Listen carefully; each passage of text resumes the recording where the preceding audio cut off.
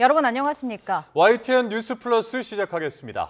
투표용지 부족 사태 진상규명을 위한 국회 국정조사특별위원회가 서울 올림픽공원 개표소에 진입해 현장 조사를 벌였습니다. 시민들의 봉쇄 시위가 시작된 지 27일 만에 개표소 문이 열린 겁니다. 김다현 기자입니다. 투표용지 부족 사태 국정조사특별위원회가 봉쇄 시위가 이어지고 있는 서울 올림픽공원 개표소를 찾았습니다. 투표용지 등 내부 보관 상태를 확인하기 위해 첫 현장 조사에 나선 겁니다. 정오쯤 현장에 도착한 위원들은 경찰 브리핑을 들으며 안전 확보 여부를 확인했고 1시간여 만에 시위대를 뚫고 개표소 진입에 성공했습니다. 봉쇄 시위가 시작된 지 27일 만으로 시위대와 별다른 충돌은 없었습니다. 내부 현장 검증은 40분가량 진행됐습니다. 위원들은 투표함 등 보관된 물품은 별도로 열어보지 않은 채 현장을 보존하고 다시 문을 폐쇄했습니다.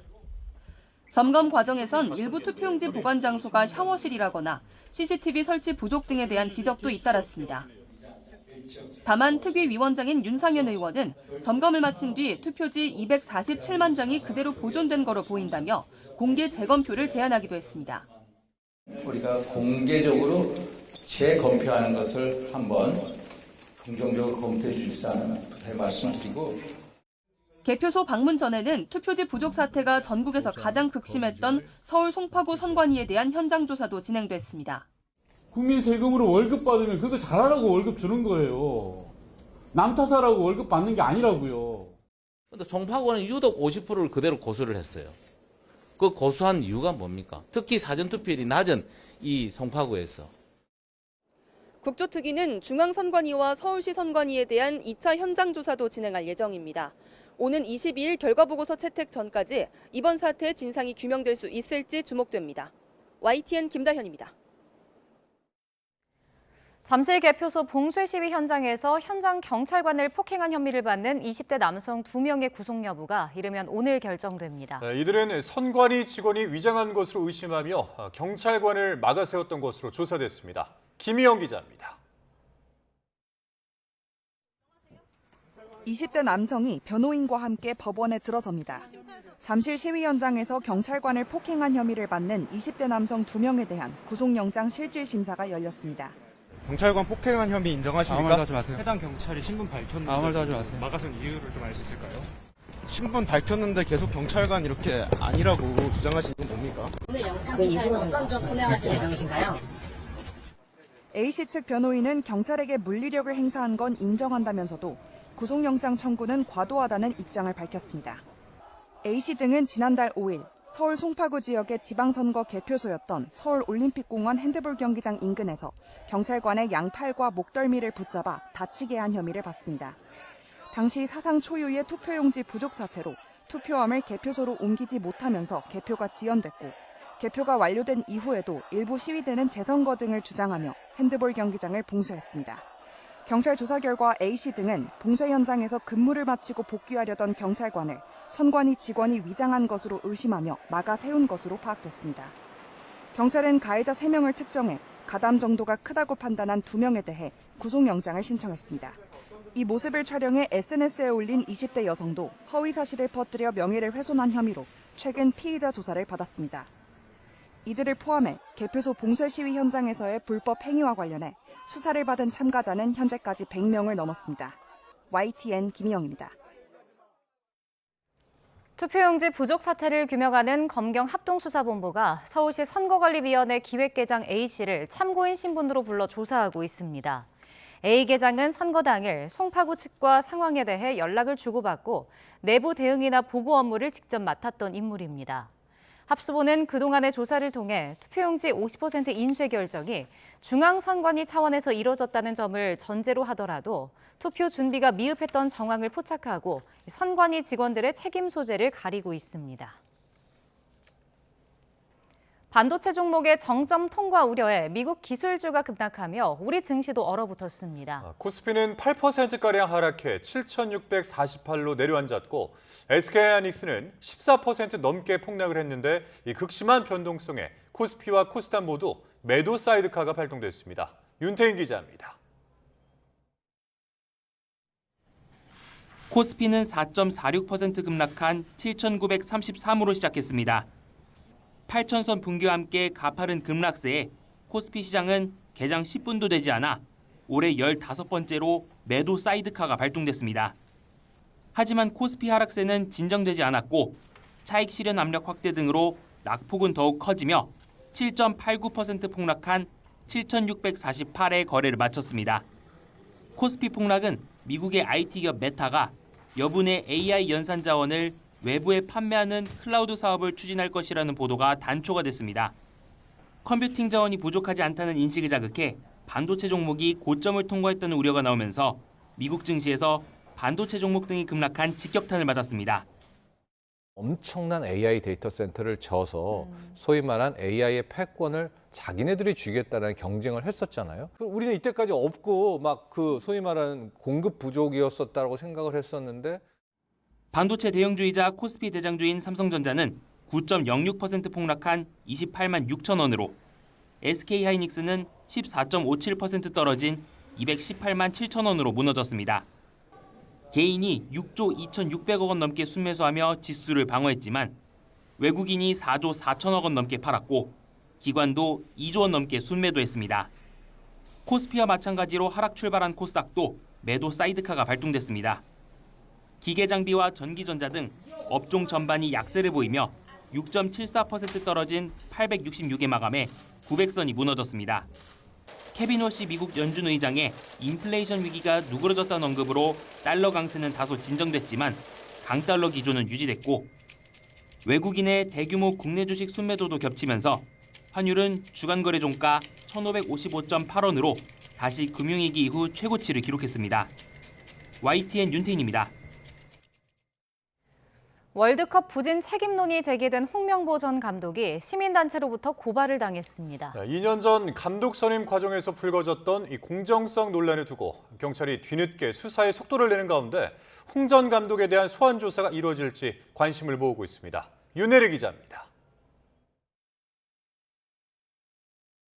홍명보 전 감독이 업무방해와 업무상 배임 등 혐의로 시민단체로부터 고발을 당했습니다. 시민단체는 지난 2024년 정몽규 대한축구협회장과 이임생 전 기술총괄 이사가 내부 규정을 무시한 채 감독을 선임하고 연봉을 결정한 과정에 홍 전 감독도 관여했을 것이라고 주장했습니다. 홍명보의 전술은 무전술, 무전략입니다. 전혀 능력이 안 되는 사람이 능력이 되는 것처럼 국민을 기만해가지고 그 돈을 받았기 때문에 폭넓게 보면은 저희로서는 그 배임으로 보죠. 그러면서 선수들에게는 강요와 협박을 동반한 고통을, 국민에게는 모욕을 줬다고 주장했습니다. 홍 전 감독 재선임을 둘러싼 각종 의혹에 대해선 이미 2년 전 경찰에 고발장이 제출됐습니다. 늑장 수사 비판에 서울경찰청이 수사에 나섰고 이번에 추가로 고발된 사건까지 병합해 수사가 이루어질 것으로 보입니다. 앞서 종로경찰서는 정 회장을 포함해 주요 피고발인 조사를 마쳤지만 당시 고발장에 빠져있던 홍 전 감독은 참고인 신분으로도 조사를 받은 적이 없는 것으로 확인됐습니다. 감독 선임 불공정 의혹의 핵심 당사자이자 피고발인으로 적시된 만큼 이번에는 소환 조사가 이루어질 것이란 전망이 높습니다. 위법성과 강제성 여부에 초점을 맞춰 법리 관계를 따져보고 있는 경찰은 홍 전 감독을 포함한 핵심 인물 소환 여부에 대해선 모든 가능성을 열어두겠다는 입장입니다. YTN 윤혜리입니다. 졸전을 펼쳤던 남아공전에서 이해하기 어려웠던 홍 전 감독의 선수 기용은 주장 손흥민과 베테랑 이재성의 선발 제외입니다. 손흥민에 이어서 이재성도 상상도 못한 결말이라 정말 죄송하다는 첫 심경을 밝힌 가운데 팀 내 불화설이 확산하고 있습니다. 이대건 기자입니다. 홍명보 감독보다 하루 늦게 동갑내기인 주장 손흥민과 함께 귀국한 이재성. 이후 자신의 SNS를 통해 첫 심경을 전했습니다. 먼저 승리의 기쁨이 아닌 패배의 아픔을 전하게 돼 정말 죄송하다고 사과했습니다. 그러면서 상상하지 못했던 결말이라 그 어느 때보다 받아들이기 어렵다고 밝혔습니다. 대표팀 베테랑 이재성은 체코, 멕시코와의 1, 2차전에 선발 출전했지만 마지막 남아공전엔 아예 그라운드를 밟지 못했습니다. 전방 압박을 위해선 손흥민과 함께 선발 기용이 필수적인데 쉽게 이해할 수 없는 대목입니다. 하이드레이션 브레이크 중 이재성 투입을 재촉하는 이강인의 말이 담긴 영상이 퍼지면서 팀 내 불화설도 확산하고 있습니다. 진종호 국민의힘 의원은 선수들 인터뷰를 둘러싸고 감독과 일부 선수들 사이에 갈등이 있었다는 제보가 있다고 밝히기도 했습니다. 다만 홍명보 감독은 멕시코 현지에서 이미 내부 문제는 전혀 없었다고 말했습니다. 전혀 저희는 이제 그런 거를 내부적에 같이 있으면서도 느끼지 못하고 있고 선수들과의 관계 이런 걸 전혀 느끼지 못하고 있는데 축구협회도 인터뷰 문제로 손흥민과 이재성이 선발에서 제외되었다는 건 사실이 아니라는 입장입니다. YTN 이다운입니다. 광주 여고생 살해범 장윤기의 범행 증거를 현재 경찰관인 그의 아버지가 없앤 것으로 드러났지만 현행법상 친족 특례 조항 때문에 처벌을 면했습니다. 사법 처리가 불가능해지면서 부실 수사와 제 식구 감싸기 논란이 커지자 결국 경찰청이 해당 경찰관에 대한 감찰에 전격 착수했습니다. 오선열 기자입니다. 지난 5월 5일 광주 도심에서 길 가던 17살 여고생을 납치해 살해한 23살 장윤기. 경찰로부터 사건을 넘겨받은 검찰은 장 씨가 성폭행 의도로 범행했다고 판단하고 살인죄가 아닌 강간살인죄를 적용해 재판에 넘겼습니다. 지금 심정이 어떠십니까? 죄송합니다. 광주지방검찰청은 보안 수사를 통해 장 씨가 갖고 있던 성인용품이 심하게 훼손된 점과 지인들과의 대화 기록 등을 토대로 성범죄 의도를 밝혀냈습니다. 하지만 이 과정에서 현직 경찰관인 장 씨의 부친 A 경감이 아들이 구속된 이튿날 원룸에 들어가 핵심 증거들을 버리거나 불태운 사실이 확인됐습니다. 검찰은 장 씨의 아버지가 성인용 인형을 해체한 뒤 여러 장소에 폐기했고 장 씨의 과거 휴대전화도 훼손한 것으로 확인했다며 충분한 증거를 수집해 재판에서 장 씨의 혐의 입증에 최선을 다하겠다고 밝혔습니다. 성인용 인형 실물은 결국 경찰이 촬영한 영상 등 자료만 재판의 증거로 제출됐습니다. 경찰은 인형에서 채취한 장 씨의 유전자 정보와 감식 보고서, 훼손 상태를 촬영한 동영상 등을 확보했기 때문에 실물을 압수할 필요성은 없었다고 밝혔습니다. 촬영을 다 남겨놨어요. 남겨놓고 유월절에는 혹시 DNA 이런 부분도 확인 차원 유전자 감식 다 했어요. 그래서 굳이 유월절 자체에 대해서 압수할 필요성이 더욱이 장윤기의 부모에 대해선 친족이 저지른 증거인멸은 처벌하지 않는다는 형법상 특례 조항을 고려해 형사 입건하지 않았습니다. 법적 처벌이 가로막히고 제 식구 감싸기라는 비판 여론이 쇄도하자 경찰청은 A 경감의 조직적인 증거인멸 경위와 초동 수사 과정에 문제가 없었는지 파악하기 위해 전격 감찰에 착수했습니다. YTN 오선일입니다. 윤석열 전 대통령의 고위공직자 범죄수사처 체포방해 혐의 대법원 판단이 다음 주에 나옵니다. 대법원은 오는 9일 오후 특수공무집행 방해와 직권남용 권리행사 방해 등의 혐의로 재판에 넘겨졌던 윤 전 대통령의 상고심 선고기일을 엽니다. 재작년 12월 3일 비상계엄 선포 이후 583일 만으로 윤 전 대통령이 받는 8건의 형사재판 가운데 처음으로 나오는 대법원의 결론입니다. 2차 종합특검팀이 1호 기소사건 첫 재판부터 법원에 잇따른 지적을 받았습니다. 공소장에 명확하지 않은 부분이 많다는 건데 재판부는 페이지까지 언급하며 보완이 필요한 부분을 조목조목 짚었습니다. 유서연 기자입니다. 2차 종합특검의 1호 기소사건이었던 윤석열 정부의 관저 이전 의혹. 윤 정부 고위 인사 4명을 기소한 지 약 3주 만에 열린 첫 재판부터 법원은 공소사실 보완을 주문했습니다. 재판부는 일단 공소장을 보면 남용된 직권이 피고인 가운데 누구의 직권인지 명확히 정리돼 있지 않다고 꼬집었습니다. 직권 남용의 상대방, 즉 피해자가 누구인지 또한 더 구체적인 특정이 필요해 보인다고 지적했습니다. 재판부는 또 공소장의 특정 페이지와 행을 언급하며 해당 부분에 기재된 표현 가운데 불명확한 부분이 있다고 짚기도 했고 피고인 사이 공모관계 또한 다시 정리가 필요해 보인다고도 밝혔습니다. 재판부는 사건의 핵심 쟁점으로는 옛 외교부 장관 공관이 대통령 관저로 용도가 바뀐 이후 관리 주체가 어디였는가를 꼽았는데 이에 따라 행정안전부 예산 사용의 적법성과 직권남용 성립 여부가 달라질 수 있다고 설명했습니다. 유일한 구속 피고인이었던 김대기 전 대통령 비서실장에 대한 보석신문도 진행됐습니다. 변호인 측은 김 전 실장에게 도주나 증거인멸의 우려가 없고 최근 건강 상태도 좋지 않다는 주장을 폈고 반면 특검팀은 김 전 실장에게 여전히 증거인멸의 우려가 있다고 맞섰습니다. 아직 보석 여부는 정해지지 않은 가운데 재판부는 오는 11월 말에는 최종 판단을 내리는 것을 목표로 심리를 이어갈 예정입니다. YTN 유서연입니다. 이재명 대통령이 호남권 반도체 기지 등 정부의 3대 메가 프로젝트에 대한 야당 등의 반발과 관련해 지역 투자를 분열적으로 접근해선 안 된다고 지적했습니다. 네, 정부가 기업의 투자를 압박한다는 일각의 주장에 대해서도 거듭 선을 그었습니다. 강진원 기자입니다. 삼성전자와 SK하이닉스, 셀트리온 등 첨단 산업 분야 주요 기업들의 충청권 투자 계획이 발표된 보고회. 충남 아산을 직접 찾아 힘을 실은 이재명 대통령은 준비된 축사에 앞서 작심 발언부터 꺼냈습니다. 축가 말씀을 드리기 전에 몇 가지 이제 오해라면 오해 이런 것들이 있어서 한 말씀 드리겠습니다.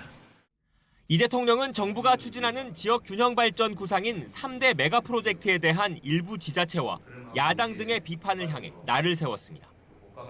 가장 좋은 입지에 기업들이 입주할 수 있게 해야 한다며 분열적 접근은 안 된다고 꼬집었습니다.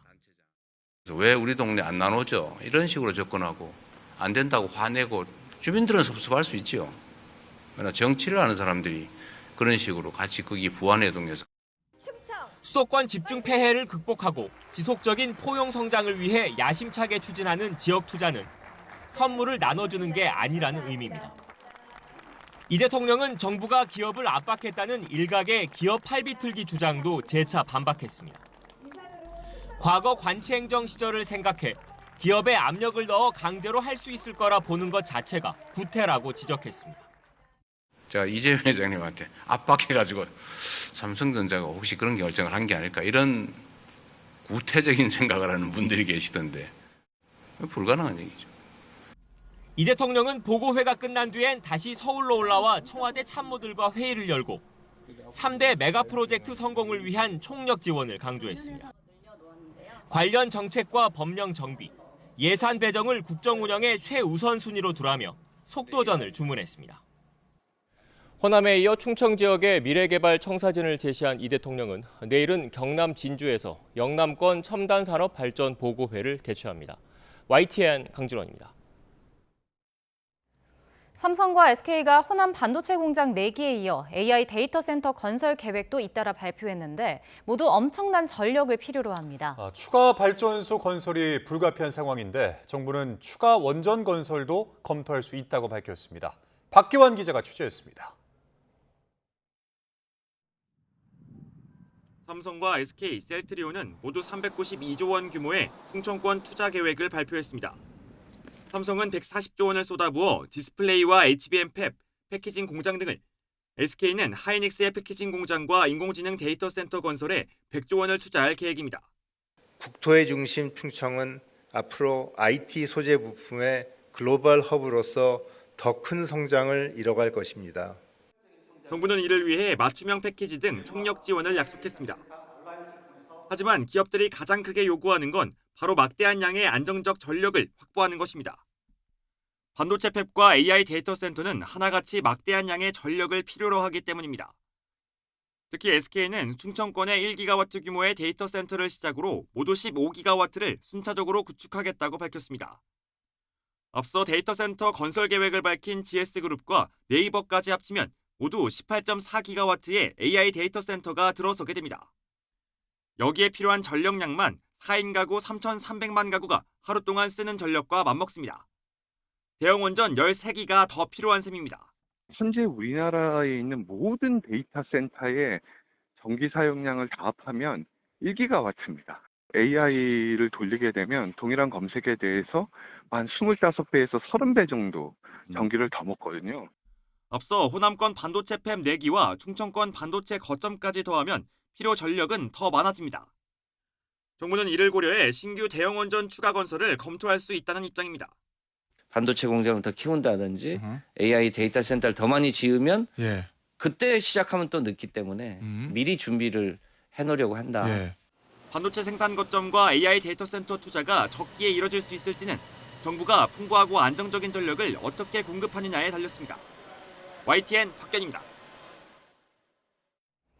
상대팀의 혐오가 담긴 구호를 외친 배제고 야구부 선수들에게 6개월 출전 정지 결정이 내려지면서 프로 진출이나 대학 진학을 준비하던 3학년 선수들이 직격탄을 맞기도 했습니다. 배제고는 대한체육회에 재심 청구를 고심하고 있습니다. 이경재 기자입니다. 배제고 야구팀에서 3학년은 12명. 올해 전국대회 출전이 정지되면서 더 기량을 펼칠 기회는 사라졌습니다. 프로야구 스카우트들이 봤을 때 올해 드래프트에서 뽑힐 가능성이 있는 선수는 많게는 2명. KBO 드래프트 조항에는 학교 폭력이 아닌 경우 드래프트 참가나 프로 입단을 제한하는 근거는 없습니다. 하지만 팬들을 의식할 수밖에 없는 구단에서 배제고 선수를 뽑는 선택을 하기란 쉽지 않습니다. 대다수 선수가 현실적인 목표로 삼는 대학도 마찬가지입니다. 지난해 이마트배 8강과 올해 상반기 주말 리그 우승으로 팀 성적을 보는 웬만한 대학에는 원서를 넣을 수 있지만 대학도 곤란하긴 마찬가지입니다. 배제고 선수 학부모들은 잘못은 인정하지만 징계 수위는 가혹하다는 입장인 것으로 알려졌습니다. 대한체육회 일주일 내에 해야 하는 재심 신청을 두고 고심하는 분위기입니다. 대한야구 소프트볼협회 스포츠 공정위는 개인의 징계 여부는 뒤로 미뤘습니다. 출전 정지 6개월 이내에 다시 스포츠 공정위원회를 열어서 면밀한 조사와 자료를 통해서 다시 징계를 결정하기로 이렇게 의결했습니다. 주로 구호를 외친 선수들이 경기를 뛰지 않은 1, 2학년들이었다는 점에서 선수의 적극 가담 여부에 대한 조사 결과도 당장 3학년생들의 프로 입단과 진학에 변수가 될 전망입니다. YTN 이경재입니다. 국민의힘이 배제고 야구부의 6개월 출전 정지 징계가 과도하다며 정부 여당이 나서서 아이들의 미래를 짓밟고 있다고 비판했습니다. 양양자 최고위원은 오늘 최고위원회의에서 극단적이고 혐오적인 표현은 분명 잘못이지만 벌이 과하다며 상처를 입은 광주 학생들이나 시민들도 아이들의 장래와 꿈이 꺾이길 바라진 않을 것이라고 말했습니다. 김재원 최고위원도 광주 새천년 NHK 룸살롱에서 접대부를 안 치고 술판을 벌인 인물들은 아직도 5.18 정신을 정치적 자산으로 호의호식하고 있다며 배제고 학생들의 적용한 잣대를 오늘날 김민석, 송영길에 적용해보라고 지적했습니다. 서울 전셋값이 올해 들어 5% 넘게 오르며 심상치 않은 움직임을 보이고 있는데요. 지난해 5배가 넘는 수준으로 불장을 기록한 올해 매매 상승률에 육박합니다. 네, 전세 수급 지수는 최악의 전세난으로 평가되는 2021년 초 수준에 도달했습니다. 차유정 기자입니다. 서울 성동구에 있는 대단지 아파트. 지난달 전용 84제곱미터 전세 신규 계약이 보증금 10억 9,500만 원에 체결됐습니다. 지난 4월에 9억 4천만 원의 세입자를 받았는데 2달 만에 1억 5천여만 원이 뛰었습니다. 요즘 같은 경우는 전세 물건도 굉장히 많이 없고 금액도 많이 상승해서 좀 거래가 쉽지는 않습니다. 소유자분들께서 가격도 많이 올리시고 계시고 소유자가 좀 우이시죠. 성동구의 다른 대단지 국평 전세 보증금은 지난달 13억 원까지 올라 석 달 만에 2억 원이 비싸졌습니다. 73주째 상승세를 달리고 있는 서울 아파트 전셋값은 오름폭도 0.3%대를 유지하며 고공행진하고 있습니다. 올해 서울 전세 누적 상승률은 5.1%로 지난해 같은 기간과 비교하면 5배 이상 높은 상황. 5.11%인 올해 매매 상승률과 비슷한 수준까지 높아졌습니다. 서울에서 거주하려는 임차 수요는 꾸준하지만 수년간의 착공 감소로 입주 물량이 대폭 줄고 갭 투자 차단과 계약갱신 증가 여파 등으로 매물이 쪼그라들었기 때문입니다. 이 때문에 100보다 커질수록 집을 내놓는 사람보다 구하는 사람이 많다는 뜻인 전세 수급 지수는 최악의 전세난이 있었던 지난 2021년 초 수준까지 도달했습니다. 전문가들은 전세 구하기가 별따기가 되자 젊은 층의 임차 수요가 매매로 이동하고 전세가가 집값을 밀어 올리는 악순환이 진행되고 있다고 지적합니다. 서울 아파트 매매 가격은 이번 주 0.27% 오르며 73주째 오름세로 매매 전세 동반 상승세가 심화하는 상황. 전세 물량이 전체적으로 없다 보니까 사실 전세를 못 찾아서 매매로 전환이 되는 수요도 발생을 하면서 서울 외곽 지역 중심으로 매매 가격도 오르기도 하고요. 반도체 특수로 급등 중인 화성 동탄 아파트 값은 1.46% 올라 여전히 높은 상승세를 나타냈고 성남 수정구와 분당, 수원, 영통 등 경기 남부권 주요 지역 강세도 이어졌습니다. YTN 차유정입니다. 경제협력개발기구 OECD가 우리나라 부동산 과세를 거래세 위주에서 보유세 위주로 바꿀 것을 권고했습니다. OECD는 2년마다 펴내는 2026 한국경제보고서에서 이같이 제언했습니다. OECD는 회원국 평균을 보면 부동산 세수의 56%가 보유세지만 한국은 29.4%에 불과하고 대신 거래세가 50.4%를 차지한다며 부동산 과세를 양도소득세 같은 거래세 위주에서 보유세 위주로 전환할 것을 권고했습니다.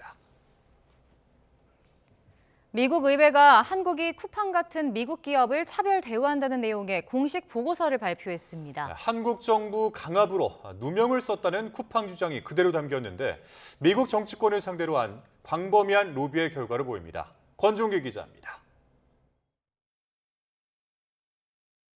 중국에 있는 강에서 잠수부가 노트북을 건져 올립니다. 지난해 말 쿠팡이 고객 정보 유출에 대한 자체 조사 결과를 발표하며 공개한 영상입니다. 미국 하원 법사위원회가 발표한 보고서에는 이 잠수부 투입 작전이 한국 국정원 강요에 따른 것이었다는 쿠팡 주장이 그대로 담겼습니다. 국정원이 CCTV가 없는 곳에서 증거물을 넘기라고 요구했고 230차례에 걸쳐 국정원 직원과 통화했다는 기록도 보고서에 실렸습니다. 특히 보고서에는 이재명 대통령 역시 국정원의 증거 회수 작전을 보고받았다며 국정원의 협조 요청 공문을 쿠팡 주장에 신빙성을 더하는 증거로 제시했습니다. 개인정보 유출 책임을 덮기 위해 무리한 비밀 작전을 벌였다는 한국 정부의 비판이 미국 의회에서는 한국 정부의 강압에 따른 피해로 재탄생한 겁니다. 정부 기관이 저에게 지시를 주었고 전 지시를 따랐습니다. 보고서는 한국의 미국 기업에 대한 차별 대우가 점점 심해지고 있다며 한국 정부 공세는 한미 무역 합의 위반이라고 결론 내렸습니다. 미국 언론은 보고서 내용을 토대로 한국 정부가 기괴하고 위험한 작전을 강요했다며 반미 성향의 규제가 폭주하고 있다고 보도했고 미 하원 법사위원장은 기사를 퍼나르며 한국 정부에 대한 압박 수위를 높였습니다. 쿠팡은 개인정보 유출 사태 이후 트럼프 행정부와 미 의회를 상대로 한 로비 자금 지출을 역대 최대 규모로 늘려왔습니다. YTN 권준기입니다. 정부는 한국 정부가 미국 기업을 차별하고 있다는 미국 의회 보고서는 사실과 다르다면서 유감 입장을 밝혔습니다.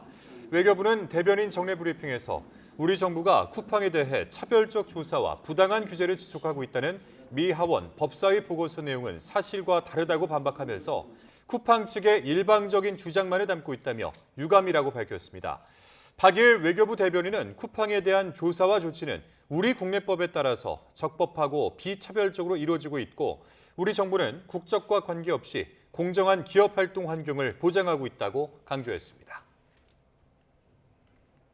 베네수엘라 정부가 강진 사망자가 약 2,300명까지 늘어나자 7일간의 국가 애도 기간을 선포했습니다. 유엔은 전염병 창궐 위험을 경고한 가운데 식량이 조율 없이 공급돼 상당량이 부패할 정도로 베네수엘라 정부의 이 부실한 대응이 도마 위에 올랐습니다. 뉴욕에서 이승윤 특파원입니다.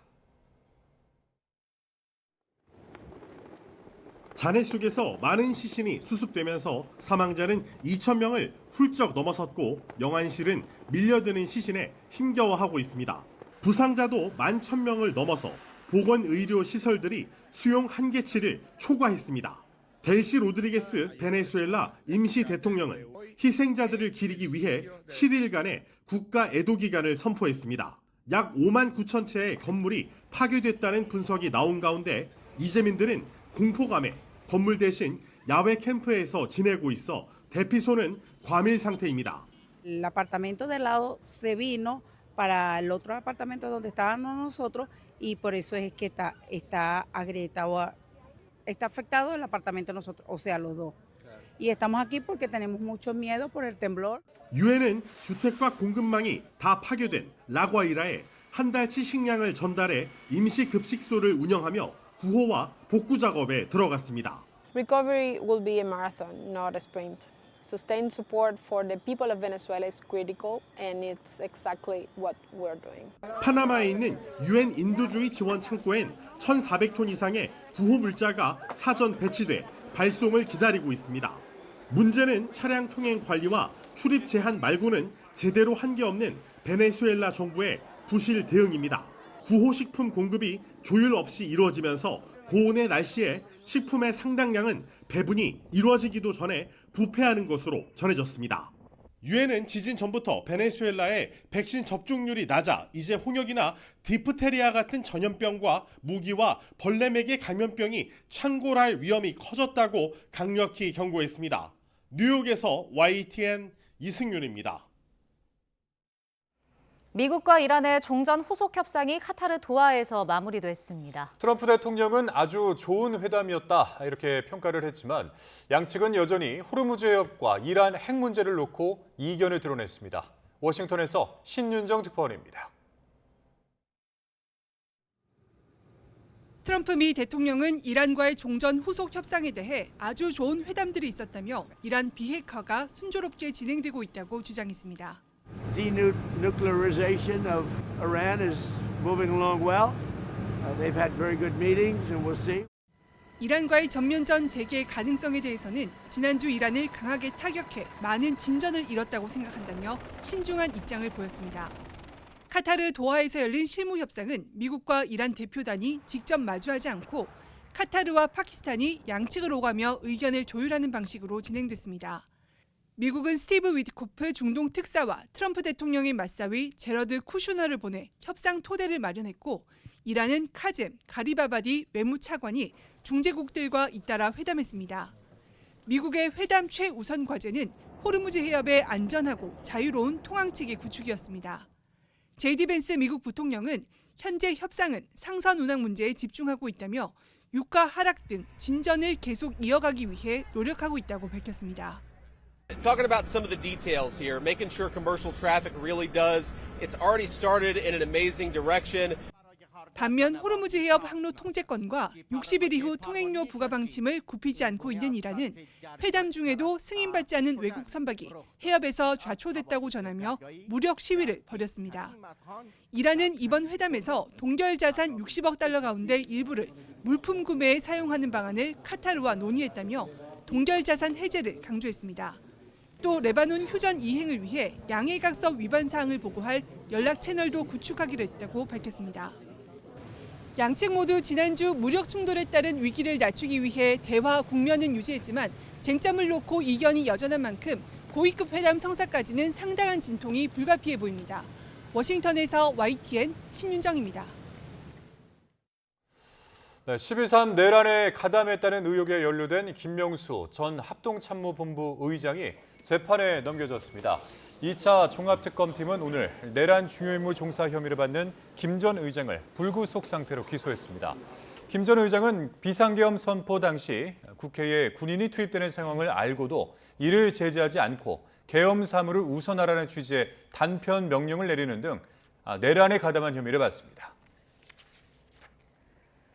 원구성 협상이 결렬된 뒤 상임위원장 11명을 단독 선출했던 민주당이 이번엔 7월 임시국회 소집을 예고했습니다. 국민의힘은 김대중 전 대통령의 대화와 협치 정신을 여권이 앞장서서 배신했다며 강경투쟁의 뜻을 모았습니다. 김철희 기자입니다. 민주당이 7월 임시국회 시작일로 못 박은 날짜는 오는 6일, 다음 주 월요일입니다. 민생 현장에 국회 손길을 기다리는 과제가 산적하다. 지금은 일할 때 아니냐며 국회 정상화에 국민의힘도 동참하라고 강조했습니다. 멈춰서 있는 7개 상임위를 국민께서는 어떻게 보실지 국민의힘은 생각해 본 적 있습니까? 오후엔 법여권 의원들만 참여한 가운데 법사위가 첫 전체 회의를 진행했습니다. 검찰개혁 완성 등 입법 속도전을 벼르며 여당 간사까지 일사천리로 선출했는데 제1야당을 향해선 소위 명단을 제출하라며 참여를 압박했습니다. 하반기 법사위도 오직 국민만 바라보겠습니다. 더 나은 더 국민의 요구에 충실한 검찰개혁을 수적 열세 속 속수무책으로 법사위원장 자리를 내준 국민의힘은 규탄대회부터 의원총회까지 내달리며 입법 독재를 성토했습니다. 방탄국회 의회 독재 민주당을 규탄한다. 또 26년 전 김대중 전 대통령의 광복절 경축사까지 소환하며 민주당이 대화와 타협의 정신을 저버렸다. 강한 비판을 이어갔습니다.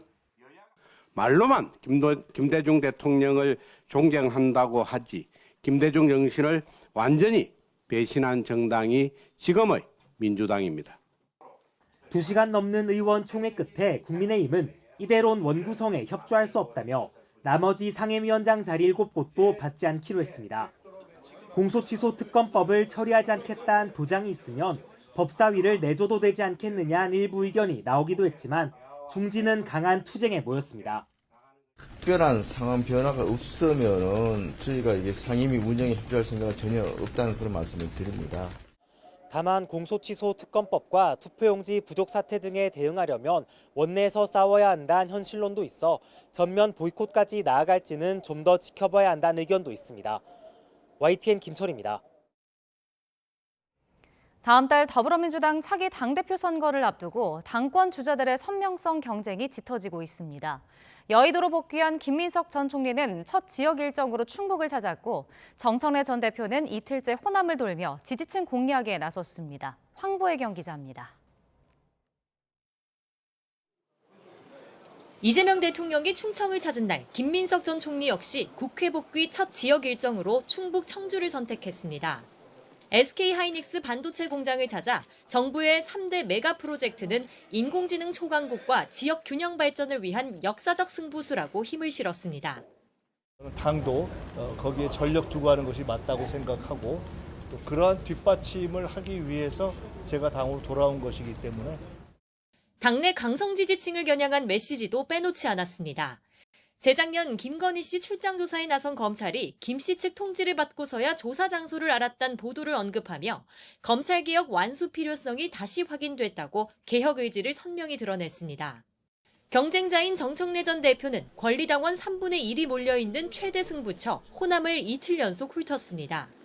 광주 5월 어머니 집을 방문해 5.18 정신 헌법 전문 수록에 더욱 박차를 가하겠다고 약속했습니다. 이재명 대통령과 문재인 전 대통령이 오찬 회동에서 통합을 강조한 걸 두고는 당내 갈등을 키워온 세력에게 큰 일침이 됐으리라는 뼈있는 말도 남겼습니다. 또 다른 유력 당권주자 송영길 의원은 보폭 넓히기에 주력하고 있는데 조만간 결단을 내리고 거취를 정할 거로 보입니다. 이런 가운데 당대표 연임에 따른 권력 독점을 우려하는 목소리도 나왔는데 원조 친명 입에서 나온 말이라 더 묵직합니다. 대표를 연임하거나 뭐 이렇게 하면서 독점에 나가면서 그러는 것보다는 저는 다양한 사람들이 당대표를 하면서 민주당 전당대회 준비위원회는 순회 경선이 정청래 전 대표 고향인 충청권에서 시작하는 일정에는 아직 변동이 없다고 밝혔습니다. 경선 룰을 둘러싼 당권 주자들 간 공방은 결전의 날이 다가올수록 더욱 치열해질 전망입니다. YTN 황보혜경입니다. 네, 사상자 7명이 발생했던 한화 에어로스페이스 폭발 사고와 관련해서 경찰이 세척기에 쌓인 화약 찌꺼기를 제거하다가 발화했을 가능성이 크다는 관계자 진술을 확보했습니다. 경찰은 세척 도구 등 현장 증거물 17점을 국가수에 정밀 감정을 의뢰하는 한편 압수물 5,700여 점을 분석하면서 수사에 속도를 내고 있습니다. 오승호 기자입니다. 건물 안에서 시뻘건 불길이 뿜어져 나옵니다. 지난달 1일 5명이 숨지고 2명이 다친 한화 에어로스페이스 대전 사업장 폭발 당시 모습입니다. 경찰은 작업자들이 세척기 내부 탱크에 쌓인 화약 찌꺼기 등을 제거하다가 폭발했을 가능성이 큰 것으로 보고 있습니다.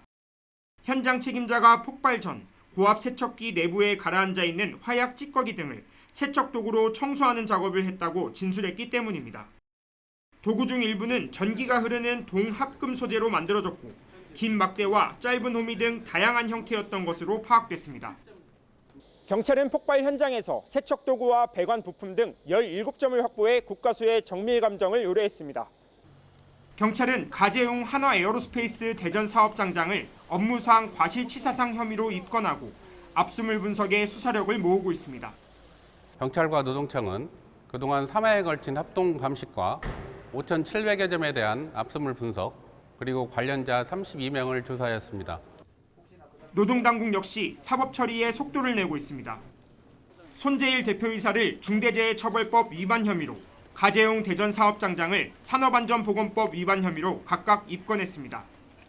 이어 사고가 난 대전 사업장뿐만 아니라 부지 안에 있는 협력업체들까지 특별감독 대상을 확대해 안전관리 지침을 제대로 지켰는지 집중 조사하고 있습니다. 하나에어로스페이스뿐만 아니라 그 안에 있는 협력업체 모두에 대해서 지금 조사하고 있다, 점검하고 있다 이렇게 보시면 될 것 같습니다. 경찰과 노동당국은 압수물 분석과 국과수 감정 결과에 따라 추가 입건자가 더 늘어날 수 있다고 밝혔습니다. YTN 오승훈입니다. 축구선수 손흥민 씨의 아이를 임신했다며 3억 원을 뜯어내고 7천만 원을 추가로 갈취하려 한 여성과 남성 공범에게 실형이 확정됐습니다. 대법원은 지난달 12일 40대 남성 용모 씨의 공갈미수 혐의 사건을 상고 기각 결정해 징역 2년을 선고한 원심을 확정했습니다. 공갈과 공갈미수 혐의로 기소된 20대 여성 양모 씨는 지난 4월 2심에서 징역 4년을 선고받고 상고하지 않아 형이 확정됐습니다. 경기 광주시에 있는 병원에서 20대 간호사가 직장 내 괴롭힘, 태움에 시달렸다가 호소하다가 스스로 목숨을 끊은 사건을 수사하기 위한 경찰 전담 수사팀이 꾸려졌습니다. 경기 남부경찰청은 광역수사대장 허태규 총경을 팀장으로 하는 20명 규모의 전담 수사팀을 꾸리고 이 사건에 대한 입건 전 조사에 착수했습니다. 경찰은 숨진 간호사의 유족과 동료를 상대로 신속하게 조사를 진행하고 어떻게 괴롭힘이 이루어졌는지를 파악한 뒤 적용 혐의를 검토할 계획입니다.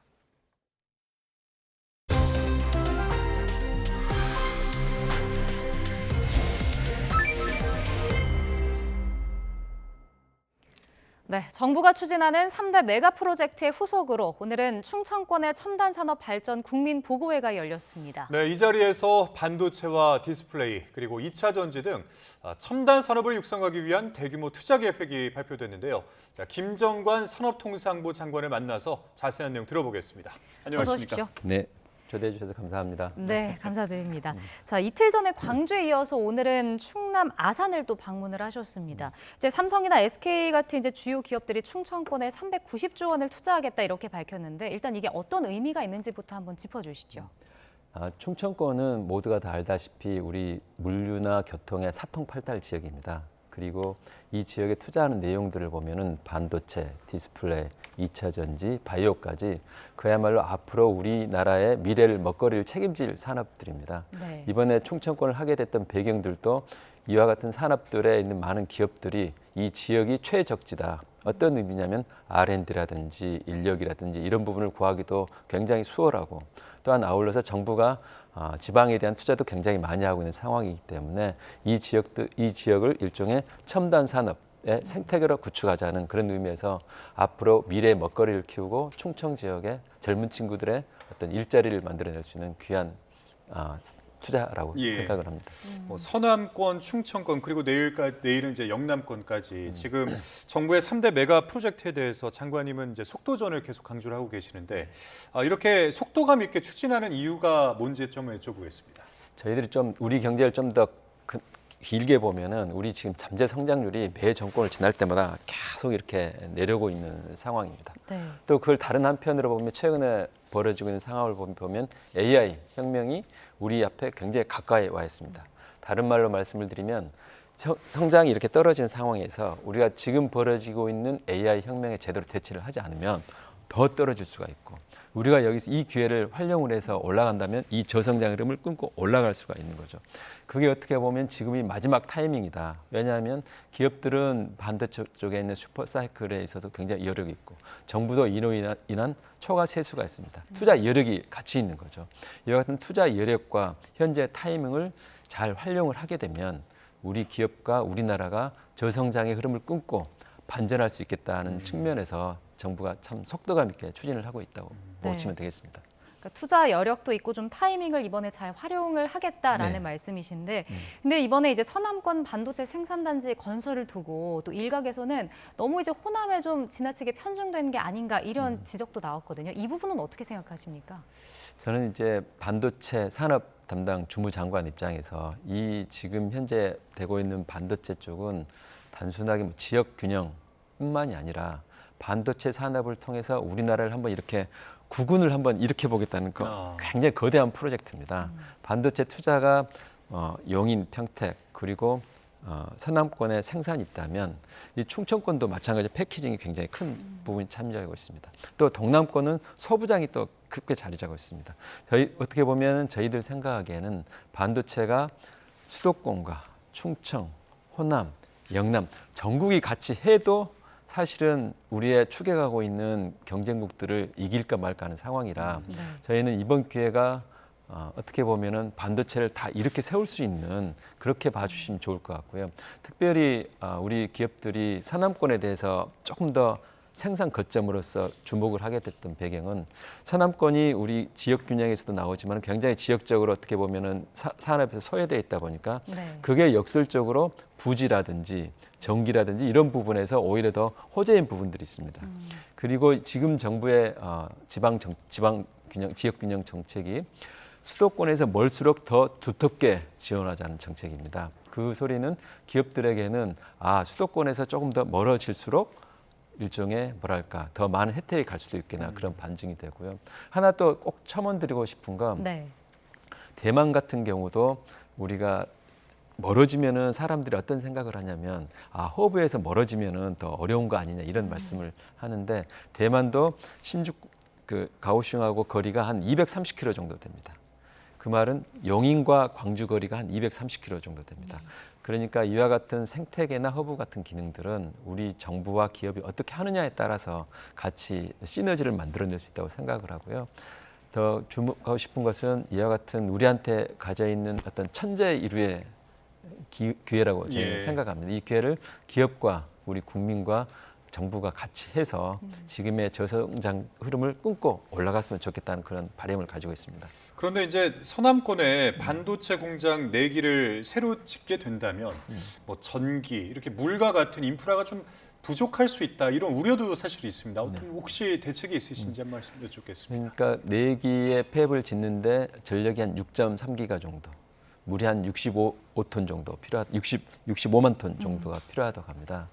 근데 우리가 알다시피 그 지역은 어떤 지역이냐면 전력이 지금 현재 자급이 남아서 지금 현재 사용량보다 공급량이 한 1.7배 정도 되는 지역입니다. 물론 공장이 있는 지역까지는 뭐 전선도 끌어도 여러 가지 인프라 투자는 필요는 하겠지만 저희들 보기에는 전력이 이미 나름대로 충분한 지역이고 용수 부분도 저희 우리 기후부에서 면밀히 검토를 한 결과 충분하겠다 생각을 하고 있습니다.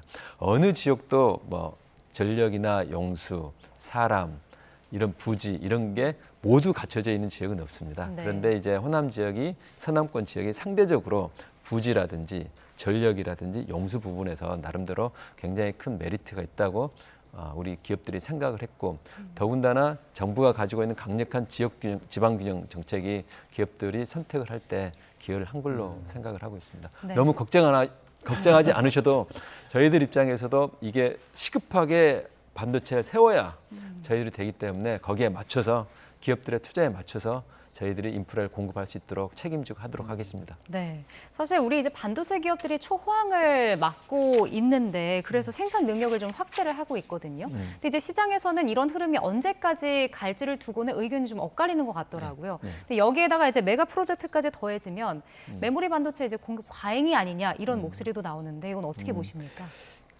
저희들도 그런 우려를 많이 듣고 분석도 많이 했는데요. 지금 메모리 반도체 시장이 한 2천억 불 정도 시장인데 이게 5년 내에 8천억 불 시장이 됩니다. 지금 앞으로 4배가 늘어나게 되어 있는 시장이죠. 그런데 저희 메모리 반도체가 지금 저희 기업들이 차지하는 시장 점유율이 한 60%대입니다. 근데 지금 현재 지금과 같은 속도전을 제가 말씀드렸는데 이걸 안 하게 되면은 이 60%가 50%로 뚝 떨어지게 되어 있습니다. 그러니 기업들 입장에서는 시장 점유율을 더 높을수록 시장 지배력을 가질 수 있는데 가만히 앉아서 이걸 보고 있을 수만 없는 상황이 된 거죠. 네. 그러니까 반도체 시장에 대해서 여러 가지 논란은 있습니다만은 이 시장이 이렇게 올라간다는 것에 대해서 나름대로 컨센서스는 있고 또 더군다나 중국이나 미국에 있는 기업들이 이 시장을 선점하기 위해서 노력하고 있는 상황이기 때문에 우리 기업들도 속도감 있게 투자를 할 수밖에 없는 여건이 된다고 생각을 합니다. 물론 기업의 투자 결정에는 정말 어려운 상황입니다. 네. 이게 내일 시장이 어떻게 될지도 모르고 단기적인 수급의 변화도 있겠지만은 장기적으로 봤을 때는 GPU라고 이제 엔비디아 하나에 우리가 만드는 HBM이 8개가 들어갑니다. 네. 그 소리는 GPU보다 오히려 우리 반도체가 더 많이 지금 수요가 있는 상황이라 저희들 생각하기에는 기업들이 그런 부분들을 면밀하게 살펴보고 이번 투자를 결정했다고 생각을 합니다. 예. 자, 이번에는 최근 EU의 이 철강 쿼터 축소에 대해서 한번 질문을 드려보겠습니다. 일단 EU가 이번 달부터 국가별 무관세 철강 수입 물량을 절반 가까이 줄이지 않았습니까? 네. 그런데 우리나라는 이 가운데서 이제 협상을 통해 이 축소 폭을 상대적으로 잘 방어했다 이런 평가가 나오고는 있지만 수출 감소에 대한 우려는 지금 여전한 상황이거든요. 혹시 이제 이에 대한 대책이 좀 있으신지 한번 여쭙겠습니다. 사실 저희들이 가장 크게 우려했던 부분이 EU가 철강 쿼터를 46%를 줄였습니다. 그 소리는 각 나라별로 배분되어 있던 것들도 한 46% 정도 줄여야 다 동일하게 되는 상황이고 저희 통상 당국 입장에서 EU하고 지속적으로 노력을 했지만 굉장히 한계가 부딪혔었던 상황이었습니다. 근데 다행히 지난번 대통령님께서 EU 정상회담을 통해서 저희가 SNS에서 그런 글을 하나 올렸습니다. 야, 정상회담의 이런 게 정상회담의 가치라는 걸 느꼈던 게 그 자리에서 저도 이제 그 자리에 참석을 했었는데 이 두 분이 한국 우리 이재명 대통령님과 EU 정상 간에 어떤 양 지역의 어떤 전략적인 유대감, 한국의 철강제가 EU의 공급망이 굉장히 기묘하다 이런 부분을 굉장히 설명을 설득력 있게 해주셨고 그리고 그 정상들 간의 어떤 화학적으로 굉장히 친밀한 유대감이 형성이 되면서 한국 제품에 대해서 그와 같은 한국 제품에 대해서는 한국의 사정을 충분히 고려해서 해주겠다는 그런 큰 물꼬를 저희 협상팀에 이게 띄워줬습니다. 예. 그렇게 해서 저희들이 46%를 줄인 게 아니라 저희들이 한 19% 정도 그러니까 굉장히 크게 이제 방어를 하게 된 셈이 됐습니다. 그래서 우리 기업들이 제가 지금 산업부 장관한 지 한 1년 정도 됐는데 기업들한테 이렇게 정부에 고맙다는 이야기를 그리고 대통령이나 이 정부에 고맙다는 이야기를 처음 굉장히 많이 들었고요. 그렇지만 여전히 우리 앵커분께서 말씀하셨다시피 줄어든 만큼의 수출에 대한 부담은 큰 건 사실입니다. 그래서 어제도 저희들 회의를 했었는데 우리 철강의 수요업계와 철강업계가 같이 머리를 맞대서 줄어드는 부분이 한 51만 톤 정도 됩니다. 네. 이후로도 수출이 줄어드는 부분이. 그 물량을 국내에서 충분하게 우리 철강업계에서 생산할 수 있도록 수요 기반을 만들어보자. 그 의견을 서로 컨센서스를 만들었고요. 예. 그런 대책들을 조만간에 발표하도록 할 예정입니다. 네, 알겠습니다. 오늘 말씀 여기까지 듣겠습니다. 지금까지 김정관 산업통상부 장관과 함께했습니다. 오늘 말씀 고맙습니다. 고맙습니다, 네, 장관님. 감사합니다. 장마철에 접어들면서 습도가 높아지고 있습니다. 이에 따라 햇볕이 뜨겁지 않아도 날이 제법 덥게 느껴지고 있는데요. 내일은 서울 낮 기온이 30도, 대전 31도, 포항 29도까지 오르는 등 오늘과 비슷하거나 조금 더 더워지겠고 동해안에서도 예년보다 더운 날씨가 찾아오겠습니다. 무더위에 건강 잃지 않도록 각별히 주의해 주시기 바랍니다. 더위 속에 소나기도 자주 내리고 있습니다. 내일도 대체로 흐린 가운데 중부와 경북 북부 곳곳에는 5에서 40mm의 소나기가 지나겠고 제주도에는 오후부터 다시 장맛비가 내리겠습니다. 또 내일까지 바닷물의 높이가 높은 대조기가 이어질 전망입니다. 날씨 정보였습니다.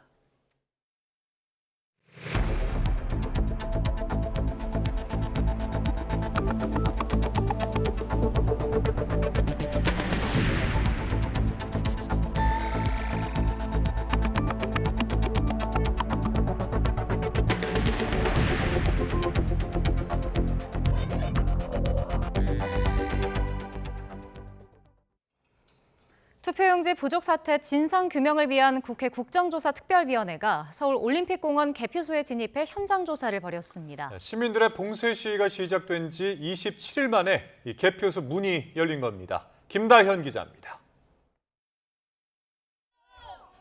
투표용지 부족 사태 국정조사특별위원회가 봉쇄 시위가 이어지고 있는 서울 올림픽공원 개표소를 찾았습니다. 투표용지 등 내부 보관 상태를 확인하기 위해 첫 현장 조사에 나선 겁니다. 정오쯤 현장에 도착한 위원들은 경찰 브리핑을 들으며 안전 확보 여부를 확인했고 1시간여 만에 시위대를 뚫고 개표소 진입에 성공했습니다.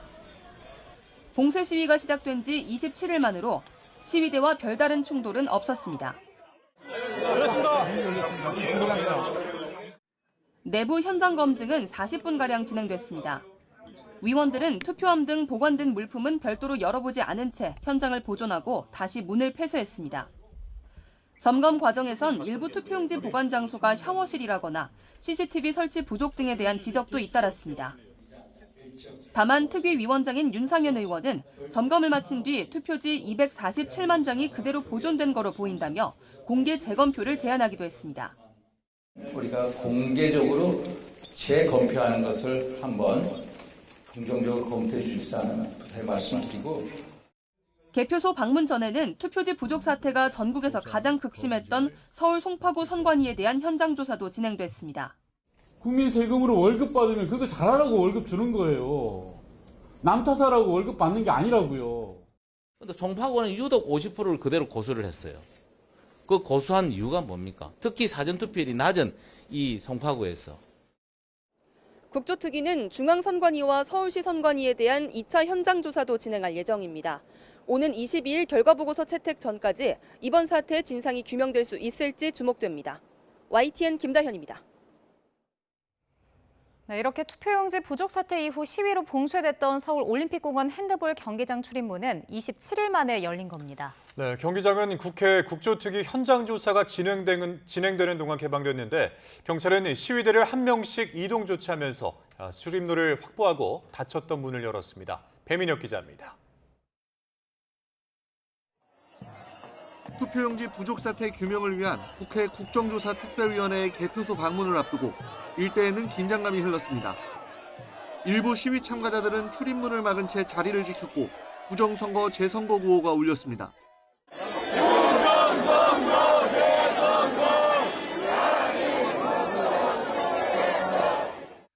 기동대 등 인력을 대거 투입한 경찰은 출입문 인근을 에워싸고 양편으로 줄지어서 위원들의 이동로를 확보했습니다. 또 만약의 사태에 대비해 시위 참가자들을 향해 공무집행방해 시 처벌받을 수 있다고 경고했습니다. 이동하는 것을 가로막지 말고 자진해서 이동해 주시기 바랍니다. 특위위원들이 인근에 도착한 상황에서도 일부 시위대는 태극기와 성조기를 두르고 서로 팔짱을 낀 채 출입문을 막아섰습니다. 결국 경찰은 이들에 대한 이동 조치에 나섰고 10여 분에 걸쳐 시위대를 한 명씩 붙잡아 밖으로 끌어냈습니다. 출입구 앞이 비워지자 경찰은 굳게 닫혀있던 셔터를 올렸습니다. 지난달 봉쇄가 시작된 지 27일 만이었습니다. 이렇게 개표소 문이 열리면서 현장에서 1시간여 동안 대기하던 특위위원들도 현장 조사를 개시할 수 있었습니다. 경찰은 출입문을 막고 있던 시민들에 대해 강제 해산이 아닌 경찰관 공무집행법에 따라 이동 조치했다며 이 과정에서 경찰관을 밀치며 폭력을 행사한 60대 남성 1명을 체포했다고 밝혔습니다. YTN 배민혁입니다. 서울 동부지방법원이 오늘 잠실 개표소 봉쇄 시위 첫날 경찰관을 폭행한 혐의를 받는 20대 남성 2명에 대해 구속 전 피의자 신문을 열었습니다. 이들은 투표함이 개표소로 이송된 지난달 5일 근무를 마치고 복귀하려는 송파경찰서 소속 경찰관의 양팔과 목덜미를 붙잡고 미는 등 가지 못하게 막고 다치게 한 혐의를 받고 있습니다. 영장 심사를 앞두고 피의자 가운데 한 명의 변호인은 경찰관에게 물리력을 행사한 건 맞지만 다치게 하진 않았다며 구속영장 청구가 과도하다는 입장을 밝혔습니다. 투표용지 부족 사태를 들여다보는 합동수사본부가 노태학 전 중앙선관위원장 등 선관위 직원들의 외유성 출장 의혹을 고발한 국민의힘 관계자를 소환했습니다. 합수본은 오늘 오후 1시 반부터 국민의힘 미디어특위 법률단장인 최지우 변호사를 고발인 신분으로 불러 조사하고 있습니다. 최 단장은 조사에 앞서 취재진과 만나 선관위가 공무상 해외 출장 제도를 악용해 사적 관광이나 휴양에 국가 예산을 유용했다며 고발 취지를 밝혔습니다. 반도체 종목의 정점 통과 우려에 미국 기술주가 급락하며 코스피가 8%가량 하락해 7,648로 내려앉았고 SK하이닉스는 14% 넘게 폭락했습니다. 극심한 변동성에 코스피와 코스닥 모두 매도 사이드카가 발동됐습니다. 윤태인 기자입니다. 코스피는 4.46% 급락한 7,933으로 시작했습니다. 8,000선 붕괴와 함께 가파른 급락세에 코스피 시장은 개장 10분도 되지 않아 올해 15번째로 매도 사이드카가 발동됐습니다.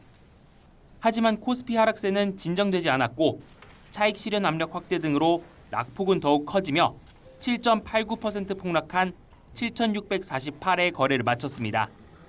코스피 폭락은 미국의 IT기업 메타가 여분의 AI 연산 자원을 외부에 판매하는 클라우드 사업을 추진할 것이라는 보도가 단초가 됐습니다.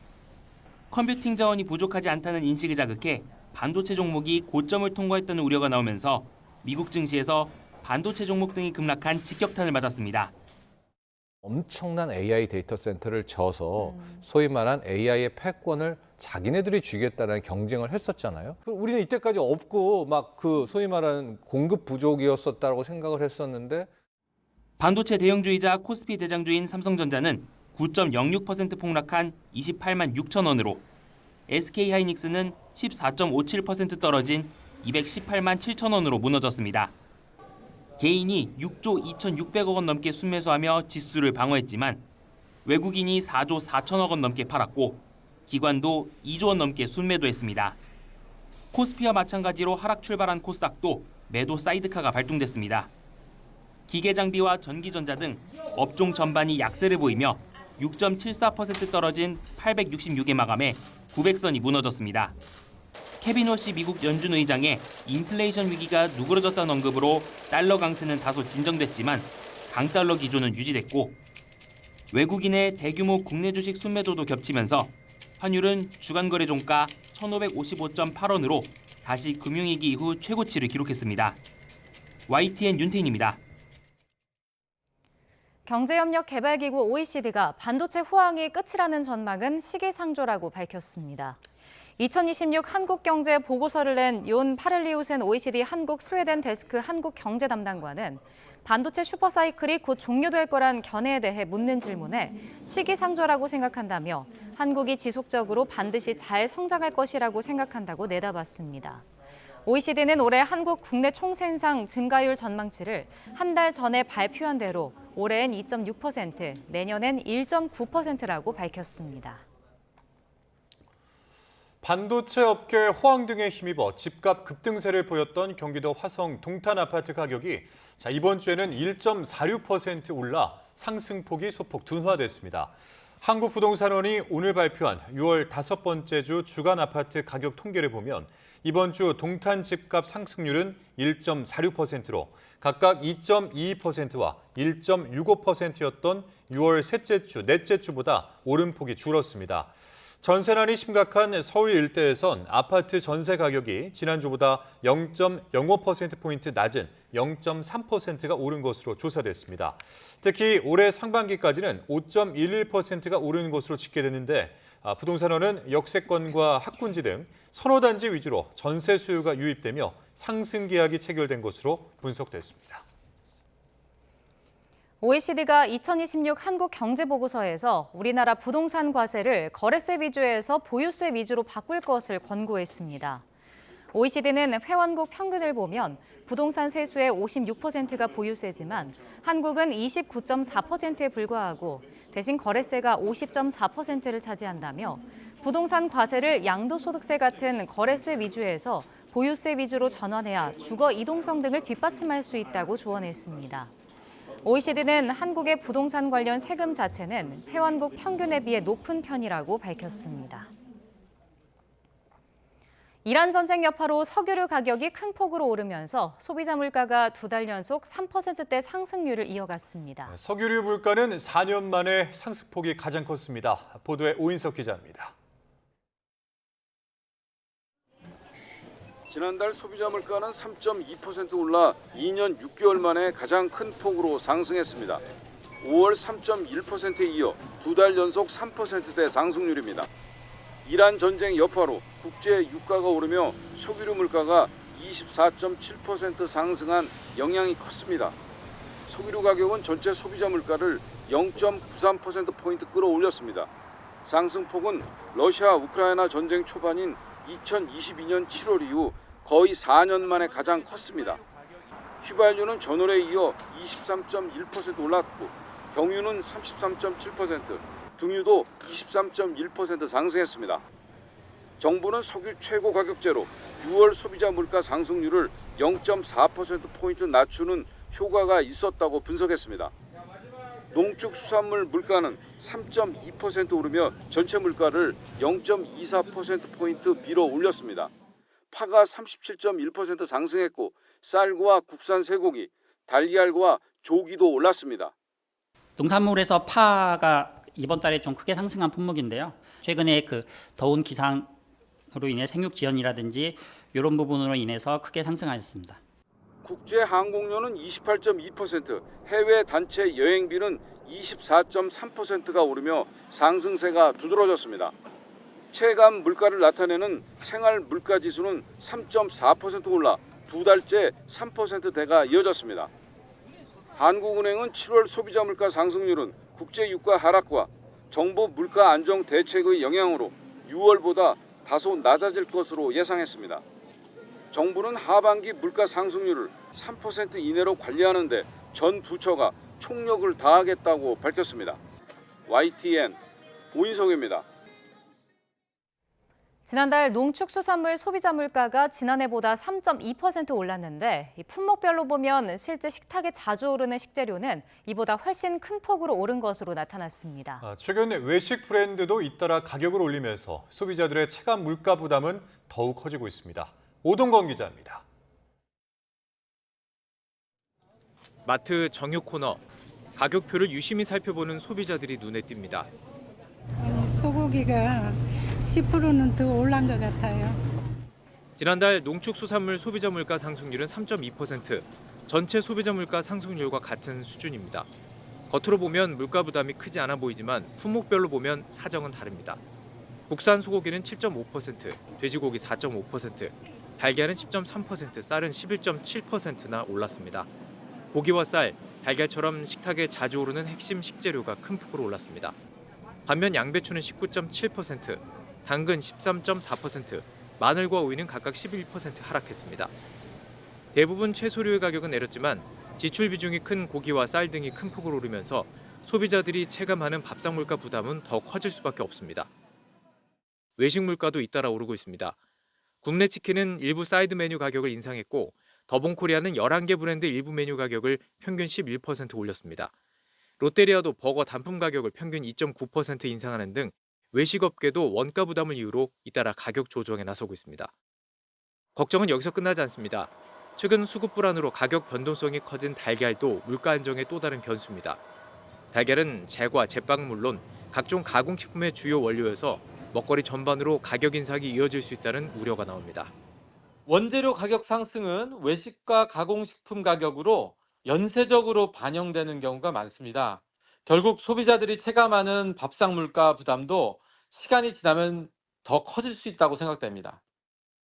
매일 식탁에 오르는 식재료의 외식비까지 오르면서 소비자들이 체감하는 밥상 물가 부담은 쉽게 내려가지 않을 것으로 보입니다. YTN 오동건입니다. 졸전을 펼쳤던 월드컵 남아공전에서 이해하기 어려웠던 홍명보 전 감독의 선수 기용은 주장 손흥민과 베테랑 이재성의 선발 제외였습니다. 손흥민에 이어서 이재성도 상상도 못한 결말이라 정말 죄송하다는 첫 심경을 밝힌 가운데 팀 내 불화설이 확산되고 있습니다. 이대건 기자입니다. 홍명보 감독보다 하루 늦게 동갑내기인 주장 손흥민과 함께 귀국한 이재성. 이후 자신의 SNS를 통해 첫 심경을 전했습니다. 먼저 승리의 기쁨이 아닌 패배의 아픔을 전하게 돼 정말 죄송하다고 사과했습니다. 그러면서 상상하지 못했던 결말이라 그 어느 때보다 받아들이기 어렵다고 밝혔습니다. 대표팀 베테랑 이재성은 체코 멕시코와의 1, 2차전에 선발 출전했지만 마지막 남아공전엔 아예 그라운드를 밟지 못했습니다. 전방 압박을 위해선 손흥민과 함께 선발 기용이 필수적인데 쉽게 이해할 수 없는 대목입니다. 하이드레이션 브레이크 중 이재성 투입을 재촉하는 이강인의 말이 담긴 영상이 퍼지면서 팀 내 불화설도 확산하고 있습니다. 진종호 국민의힘 의원은 선수들 인터뷰를 둘러싸고 감독과 일부 선수들 사이에 갈등이 있었다는 제보가 있다고 밝히기도 했습니다. 다만 홍명보 감독은 멕시코 현지에서 이미 내부 문제는 전혀 없었다고 말했습니다.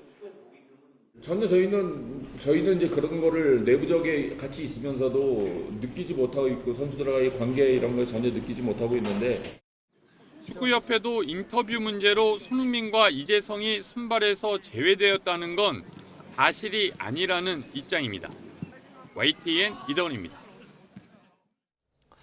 네, 홍명보 전 감독과 정몽규 대한축구협회장이 지난 감독 선임 과정에 부당하게 개입한 등의 혐의로 경찰에 고발됐습니다. 시민단체 서민민생대책위원회는 오늘 오전 서울경찰청에 홍 전 감독과 정 회장, 이임생 전 기술총괄이사에 대한 고발장을 제출했습니다. 서민위는 고발에 앞서 기자회견을 열고 지난 2024년 정 회장과 이 전 이사가 축구협회 내부 반대와 규정을 무시한 채 홍명보 감독 선임을 강행했다고 주장했습니다. 또 홍 감독에 대해서 능력이 안 되는 사람이 기만해 돈을 받았기 때문에 업무상 배임이라고 주장하기도 했습니다. 상대팀의 혐오가 담긴 구호를 외친 배제고 야구부 선수들에게 6개월의 출전 정지 결정이 내려지면서 특히 프로 진출이나 대학 진학을 준비하던 3학년 선수들이 직격탄을 맞기도 했습니다. 배제고는 대한체육회의 재심 청구를 고심하고 있습니다. 이경재 기자입니다. 배제고 야구팀에서 3학년은 12명. 올해 전국대회 출전이 정지되면서 더 기량을 펼칠 기회는 사라졌습니다. 프로야구 스카우트들이 봤을 때 올해 드래프트에서 뽑힐 가능성이 있는 선수는 많게는 2명. KBO 드래프트 조항에는 학교 폭력이 아닌 경우 드래프트 참가나 프로 입단을 제한하는 근거는 없습니다. 하지만 팬들을 의식할 수밖에 없는 구단에서 배제고 선수를 뽑는 선택을 하기란 쉽지 않습니다. 대다수 선수가 현실적인 목표로 삼는 대학도 마찬가지입니다. 지난해 이마트배 8강과 올해 상반기 주말 리그 우승으로 팀 성적을 보는 웬만한 대학에는 원서를 넣을 수 있지만 대학도 곤란하긴 마찬가지입니다. 배제고 선수 학부모들은 잘못은 인정하지만 징계 수위는 가혹하다는 입장인 것으로 알려졌습니다. 대한체육회에 일주일 내에 해야 하는 재심 신청을 두고 고심하는 분위기입니다. 대한야구스토풋볼협회 스포츠 공정위는 개인의 징계 여부는 뒤로 미뤘습니다. 출전 정지 6개월 이내에 다시 스포츠 공정위원회를 열어서 면밀한 조사와 자료를 통해서 다시 징계를 결정하기로 이렇게 의결했습니다. 주로 구호를 외친 선수들이 경기를 뛰지 않은 1, 2학년들이었다는 점에서 선수의 적극 가담 여부에 대한 조사 결과도 당장 3학년생들의 프로 입단과 진학에 변수가 될 전망입니다. YTN 이경재입니다. 국민의힘은 배제고 야구부의 6개월 출전 정지 징계를 두고 과도하다며 정부 여당이 나서서 아이들의 미래를 짓밟고 있다고 비판했습니다. 양양자 최고위원은 오늘 최고위원회의에서 극단적이고 혐오적인 표현은 분명 잘못이지만 벌이 과하다며 상처를 입은 광주 학생들이나 시민들도 아이들의 장래와 꿈이 꺾이길 바라진 않을 것이라고 말했습니다. 우재준 최고위원도 5.18은 우리나라를 만들어준 위대한 사건이나 청년 세대에는 결국 역사적 사건 중에 하나라며 정치권이 지나치게 성역화하면 오히려 반감이 생기게 된다고 밝혔습니다. 더불어민주당은 배제고 야구 부원들의 5.18 조롱 구호 논란과 관련해서 국민의힘이 표현의 자유라고 주장하는 건 혐오와 역사 왜곡을 방조하는 행위라고 비판했습니다.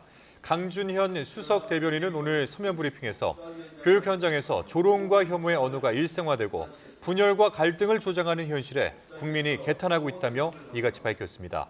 이어서 정치부터 화합과 소통할 수 있게 민주당이 더 노력하겠다면서 국민의힘도 차별과 역사 왜곡 없는 교육 현장을 만드는 데 동참해달라고 촉구했습니다.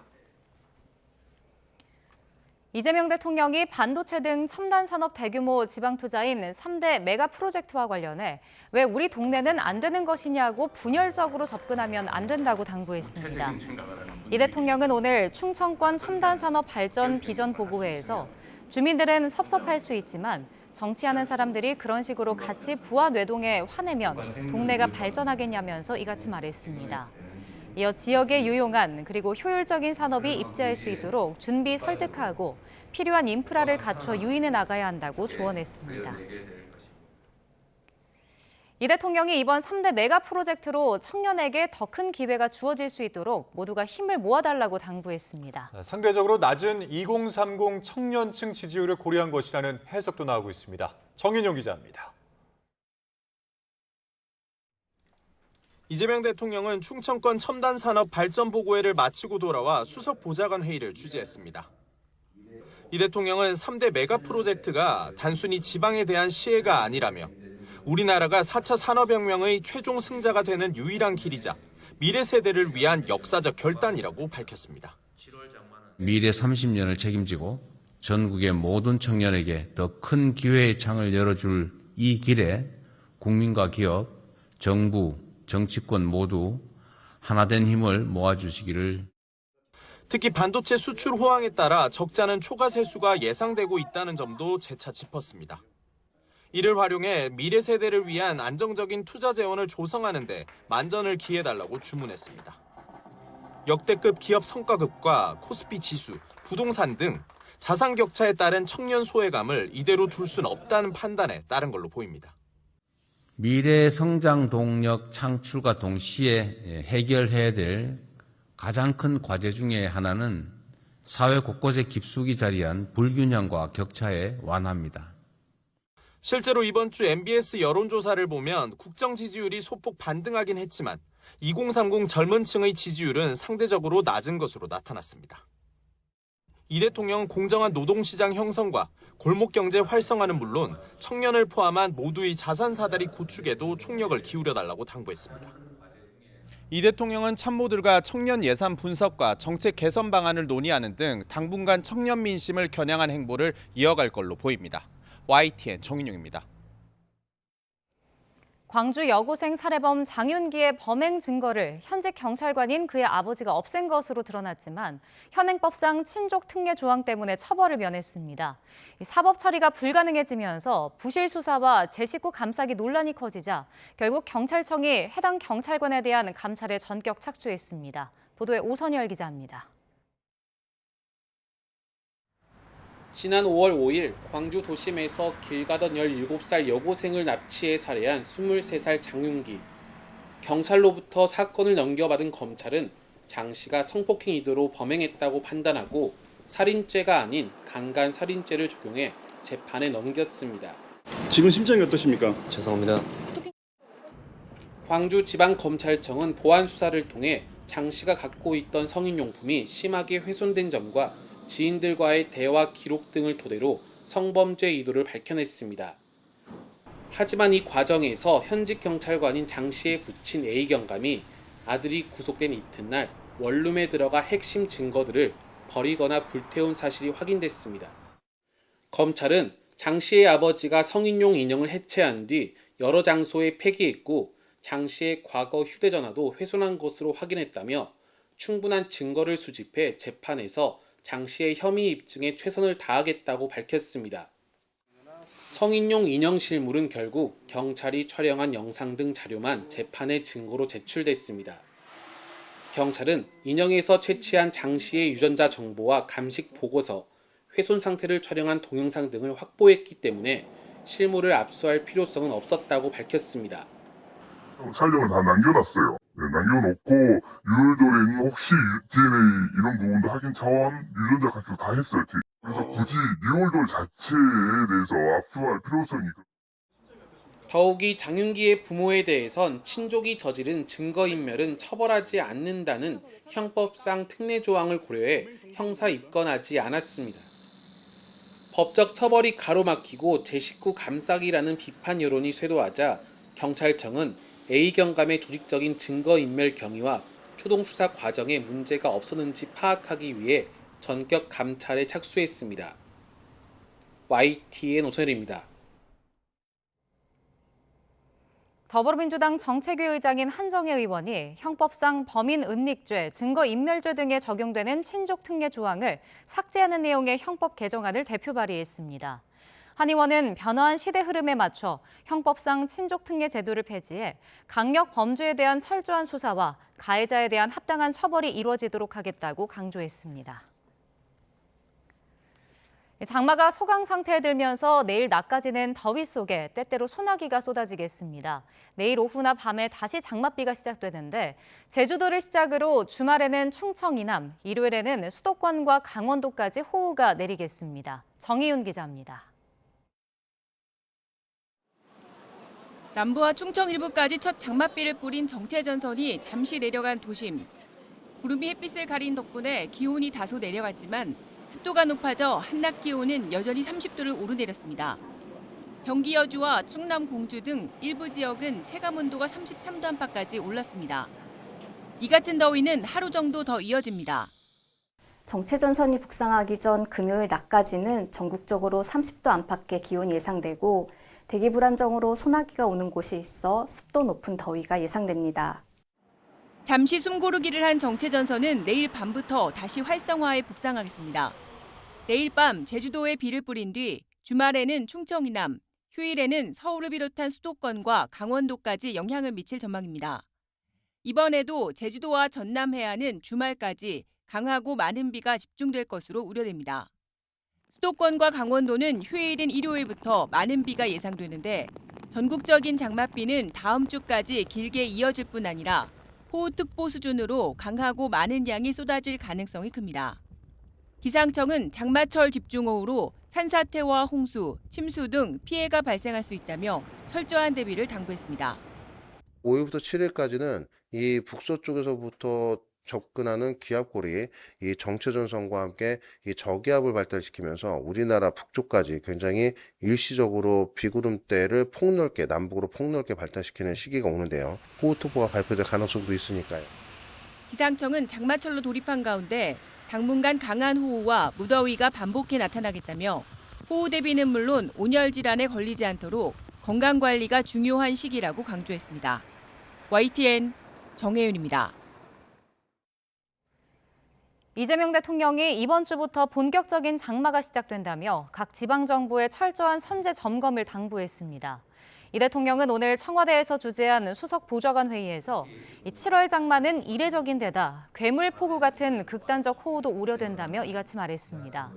특히 단체장이 교체된 지방정부가 많고 임기 초인 만큼 위급 상황 대처에 소홀할 수 있다며 더욱 각별한 주의를 당부했습니다. 공수처의 체포 시도를 방해한 혐의를 받는 윤석열 전 대통령에 대한 대법원 판단이 오는 9일에 나옵니다. 비상계엄 1년 7개월여 만에 내려지는 윤 전 대통령 범죄 혐의에 대한 첫 번째 확정 판결입니다. 박광영 기자입니다. 12.3 비상계엄 한 달 뒤인 지난해 1월 윤석열 전 대통령은 공수처의 관저 체포영장 집행에 정면으로 맞섰습니다. 대형 버스와 차량이 길을 가로막았고 경호처 직원과 군 부대원까지 육탄 저지에 동원됐습니다. 이에 대한 대법원 판단이 오는 9일 나옵니다. 비상계엄 관련 8개 재판 가운데 첫 대법원 판결로 계엄 이후 583일 만입니다. 앞서 1심과 2심은 공수처의 내란죄 수사권이 있고 경호처 직원이 의무에 없는 일을 하게 한 거로 보인다며 유죄로 인정했습니다. 적법하게 발부된 영장의 집행을 저지하기 위해 스크럼 훈련, 위력 순찰 등을 하게 한 행위는 경호처 소속 공무원들로 하여금 의무 없는 일을 하게 한 것에 해당한다고 판단됩니다. 헌정질서 파괴 뜻은 추호도 없었다는 허위 사실이 담긴 입장을 외신에 전파하고 계엄 해제 뒤 한덕수 전 국무총리와 김용현 전 국방부 장관의 서명이 있는 허위 선포문을 만들고 그 뒤 폐기한 혐의도 있습니다. 여기에 계엄 선포를 앞두고 일부 국무위원만 소집해 다른 국무위원의 심의권을 침해했다는 혐의에 대한 최종 판단도 내려집니다. 앞서 2심은 촉박하게 소집을 알린 것도 국무회의 참석 기회를 박탈한 거라고 보고 1심보다 무거운 징역 7년을 선고했습니다. 이번 선고는 3심이 2심 판결 선고일 3개월 안에 선고돼야 한다는 내란 특검법 규정보다 20일가량 일찍 내려지게 됐습니다. 내란 전담 재판부가 들여다본 1호 사건인 만큼 2심이 진행 중인 내란 우두머리 혐의 사건 등 향후 판단의 주요 가늠자가 될 거란 분석도 나옵니다. YTN 박광렬입니다. 2차 종합특별검사팀이 서울에서 양평고속도로 의혹과 관련해 직권남용 혐의 피의자로 원희룡 전 국토교통부 장관에게 소환을 통보했습니다. 앞서 원 전 장관에게 내일 특검에 나오라는 통지서를 보냈다가 패문부제로 전달되지 않자 재차 발송을 한 건데 원 전 장관이 이에 응한다면 첫 번째 특검 조사입니다. 지난 2023년 7월 원 전 장관은 서울 양평고속도로 종점 노선이 김건희 씨 일가가 소유한 땅으로 바뀌며 특혜 논란이 일자 사업 백지화를 선언했는데 특검은 당시 원 전 장관이 적법 절차를 거치지 않은 것으로 보고 있습니다. 수원지방법원 성남지원이 오늘 여신도를 성폭행한 혐의로 수사를 받던 JMS 정명석 총재 측에 이 증거인멸을 도운 혐의로 재판에 넘겨졌던 전직 경찰관 A씨에게 징역 1년을 선고했습니다. 재판부는 A씨가 증거인멸을 적극적으로 도와 수사 과정에 지장이 생겼다고 지적했습니다. 경찰서 팀장급 중간 간부였던 A씨는 정 씨의 성폭행 혐의가 불거지던 지난 2022년 4월 JMS 간부들과의 화상회의에 참여해 신도들의 휴대전화 교체를 설득하는 등 증거인멸을 도운 혐의로 불구속 기소됐습니다. 미국과 이란은 카타르의 수도 도하에서 간접 실무회담을 통해 일부 진전을 이루고 다음 회담을 고 하메네이 전 이란 최고 지도자 장례식 이후에 열기로 했습니다. CNN에 따르면 카타르 외무부는 미국과 이란 협상단이 현지 시간 1일 카타르 도하에서 가진 간접 실무회담에서 지난달 체결한 양해각서 이행 방안을 논의하면서 긍정적인 진전을 이뤘다고 밝혔습니다. 이번 회담은 양국 대표단이 직접 만나지 않고 카타르와 파키스탄 중재자들이 각자의 입장을 전달하는 셔틀 외교 방식으로 이뤄졌습니다. 미국의 만류에도 이스라엘이 레바논 공세를 멈추지 않으며 독자 안보 노선을 천명해 파장이 커지고 있습니다. 국가 경제와 안보를 담보로 한 무모한 홀로서기 이면에는 결국 네타냐후 총리의 정치적 생존이라는 목표가 숨어 있습니다. 권영희 기자입니다. 7월 들어서도 레바논 남부에선 이스라엘군의 무인기 공습과 대대적인 포격이 이어졌습니다. 구급 대원들까지 표적이 될 만큼 무차별적인 공세를 펼치며 미국이 중재한 단계적 철수 합의를 완전히 무시하고 있습니다. 네타냐후 총리는 한 발 더 나아가 미국의 원조는 복지와 같다며 지원 거부까지 선언했습니다. 이란과의 종전 협상을 추진하는 미국에 맞서 자립 안보를 명분으로 독자 노선을 선포한 겁니다.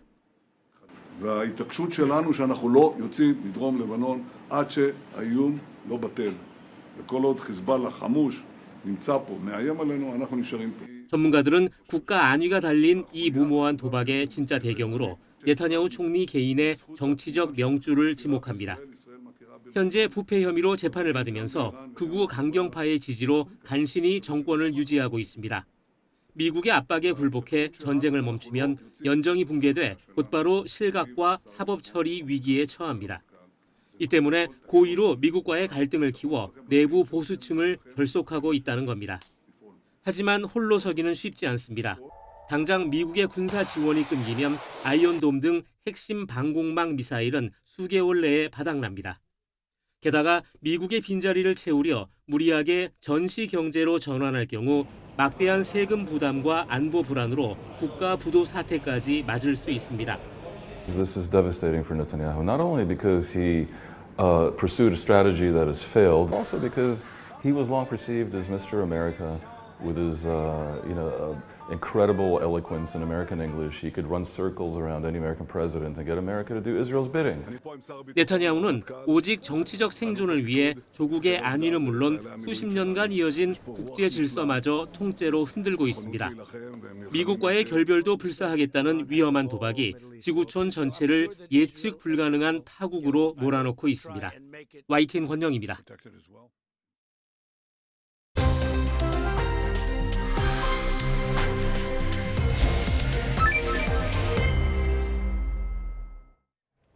네, 오늘 19일부터 29일까지 부산에서 유네스코 세계유산위원회가 열립니다. 세계유산위원회는 세계문화자연유산의 등재와 또 보존을 결정하는 국제기구이고 우리나라에서는 회의가 처음으로 열린다고 합니다.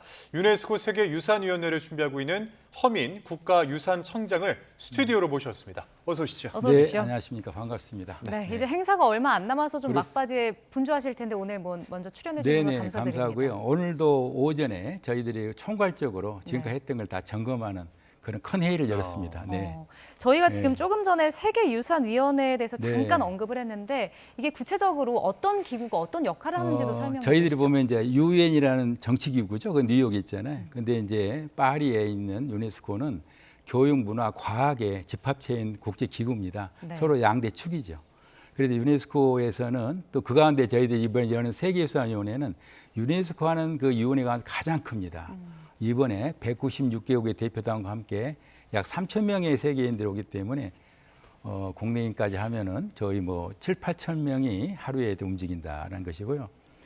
사실은 이 세계유산위원회는 우리가 알다시피 세계유산을 등재하는 것을 또 집중적으로 회의를 하지만 지금까지 등재된 것에 대해서 보존을 잘했느냐 아니면 보호 여부 그다음에 여러 가지의 위험한 유산에 대한 이야기도 하고 그렇습니다. 그래서 그런 것들이 결국 크게 아주 다국적으로 나라끼리 또 경쟁도 있고 또 나라에서 또 반대하는 나라도 있고 그런 것들이 굉장히 어렵게 진행되는 회의입니다. 그러니까 우리나라가 자랑하는 이 세계유산도 사실 이 세계유산위원회를 통해서 결정된 그렇습니다. 것들일 텐데 우리나라의 이 세계유산은 어떤 것들이 있을지 좀 한번 설명 부탁드립니다. 그러니까 이제 우리나라는 이제 17개가 세계유산이 있죠. 그중에 15개 문화유산이고 2개 자연유산인데 문화유산 1995년에 된 그 종묘부터 해가지고 그다음에 우리 석굴암이라든가 그다음에 경기 불국사라든가 조선왕릉이라든가 수원화성이라든가 그리고 또 뭐 여러 가지로 우리가 있는 뭐 고인돌군이라든가 또 사찰들도 있고요. 그다음에 서운도 있고 그렇습니다만은 자연유산으로서는 제주도가 있고 그다음에 또 지금 갯벌이 있는데 이번에 이제 대확장도 등재 예정입니다만은 이렇게 17개가 있습니다. 지금 뭐 화면으로도 보셨다시피 방구천 암각화도 이제 그렇습니다. 작년에 뭐 등재가 되지 않았습니까? 네. 근데 이제 우리나라가 올림픽이나 월드컵 같은 주요 행사를 개최하긴 했었는데 세계유산위원회는 이번에 처음 열리는 거잖아요. 그렇습니다. 의미가 네. 있을 것 같은데요. 사실 38년 만에 하는 것에 대해서 저희들이 지금까지 세계유산위원회라는 것이 큰 대회인데 유네스코 가장 큰 대회단 말이죠. 그런데 이것을 저희들이 처음으로 하게 된 것은 조금 늦은 감이 있지만은 그래도 국가적인 위상이고 또 저희 나라가 또 위원국으로서 또 의장국 역할을 하고 국가유산청의 의장국 역할을 하기 때문에 굉장히 중요한 나라고요. 역시 우리는 이번에는 이제 참여국이 아니고 이제 리드하는 그런 의장국 역할을 하렵니다. 예, 그러니까 이제 이렇게 큰 행사가 지금 19일에서부터 29일까지, 그다음에 이제 사전 포럼은 13일부터 열리는 건데, 그러니까 부산이 좀 북적북적해질 것 같습니다. 사실 19일부터 하지만은 지금 13일부터 2개의 포럼이 또 먼저 움직입니다. 그중 하나가 이제 영 프로페셔널 포럼 해가지고 세계 청년들이 전문가들이 오는 포럼이 있고, 하나는 이제 사이트 매니저, 그러니까 어느 현장의 전문가 포럼이 있는데 이 2개가 먼저 가동이 되는데. 근데 이 영 프로페셔널 포럼에는 저희들이 30명을 이제 전 세계 청년들을 해서 선발했는데 무려 5만 2천 명이 신청을 했습니다. 1,700대 1 정도 되죠. 그 정도로 인기가 있고 오고자 하는 나라들 많고 그 중에서 저희들이 이제 크게 2개로 나눠집니다. 하나는 저희들이 이제 회의장이 있는데 그 181개 회의장이 돌아갑니다. 나머지 하나를 저희 나라가 특별하게 했는데 대한민국 관을 만들었습니다. 그래서 거기서는 이제 유무형 공연이라든가 체험학습을 계속 하는데 저희들이 지금 이제 나머지는 뭐 시티 투어부터 해가지고 전국이 사실은 저희 나라 우리나라가 17개의 세계유산이 있지만 세계유산이 그 골고루 해서 또 복합적인 유산도 많이 있기 때문에 네. 쉬운 한계의 지자체에 해당이 됩니다. 그래서 어떻게 보면은 지금 전체적으로 전국이 부산에서 행사를 하지만은 전국이 같이 움직이는 그런 커다란 정말 K 헤리티지를 다시 보여주고 K 컬처 보여주는 그런 큰 대로 지금 열고 있습니다. 네, 조금 전에 언급을 잠깐 해주셨는데 대한민국관도 만들고 있다라고 해주셨잖아요. 네네. 그리고 뭐 백스코에서는 인류 무형유산을 소개하는 공연도 준비되고 있다고 하는데 뭐 공연과 행사도 많이 준비하고 계신 것 그렇습니다. 같아요. 방금 말씀드린 사실 우리나라에서 이번에 한 거의 하나의 큰 축이 대한민국 관입니다. 지금까지 다른 나라에서는 주로 회의장만 열었죠. 이 34개의 그 우리 지자체라든가 중앙정부라든가 민간이 참여했는데 그중에 43개의 부스가 운영이 됩니다. 네. 여기에는 무형 공연도 하고 유형도 전시도 하고 체험도 하고 그런 걸 다양히 하는데 역시 K 헤리티지 전시하고 특히 또 K 푸드 전시까지 합니다. 그래서 네. 또 사찰 음식까지도 하는데 이런 것들도 있고 아무튼 우리나라의 모든 무형 자원과 유형 자원 그리고 지금까지 세계적으로 인정받고 있는 K 헤리티지에 대해서 전 세계 보여주는 어떻게 보면은 굉장히 자랑스러운 이번 행사를 할 예정입니다. 예. 그리고 이번 회의에서 20여 개의 유산에 대한 심의가 이루어질 예정이라고 하는데 네. 세계적으로 이제 어떤 유산이 논의가 되는지 이 부분 한번 설명 부탁드리겠습니다. 사실 이 세계유산이 된다는 것은 되게 어렵습니다. 다시 말해서 그곳에 있는 OUB라 그러는데 세계 최고의 학술을 같이 다시 말해서 다른 나라 비교했을 때 최고다. 그것만이 이것이다라고 하는 것인데 현재 이제 그 신규 유산에서 약 그 21개에서 이번에 33개 정도가 이제 등재를 다시 신청을 하는데 네. 그 중에서 문화유산과 자연유산 나눠지면은 문화유산 같은 경우는 주로 이제 그 프랑스에서 그때 1944년 노르망디의 상륙 해변이 이번에 의제로 올라와 있고 그리고 중앙아시아에서 있는 그 실크로드가 이번에 또 새로운 그 신규 신청으로 의제에 올라와 있습니다. 네. 일본에는 아스카와라는 거 있고 우리나라에서는 갯벌을 좀 더 확장하는 2단계 갯벌로 이번 신청이 되어 있는데 그게 이제 자연유산의 갯벌이 또 방금 자연유산이지만 덴마크 같은 데서는 또 화석 중에서도 어류 화석에 대해서만 또 하는 또 그 지역이 있고 미국에서는 국립 야생보호 지역에 특별히 또 내는 그 신규 유산이 있습니다. 그래서 이런 것들을 다 통칭해서 문화와 자연과 또 두 개 합해진 것도 복합유산이라 그러거든요.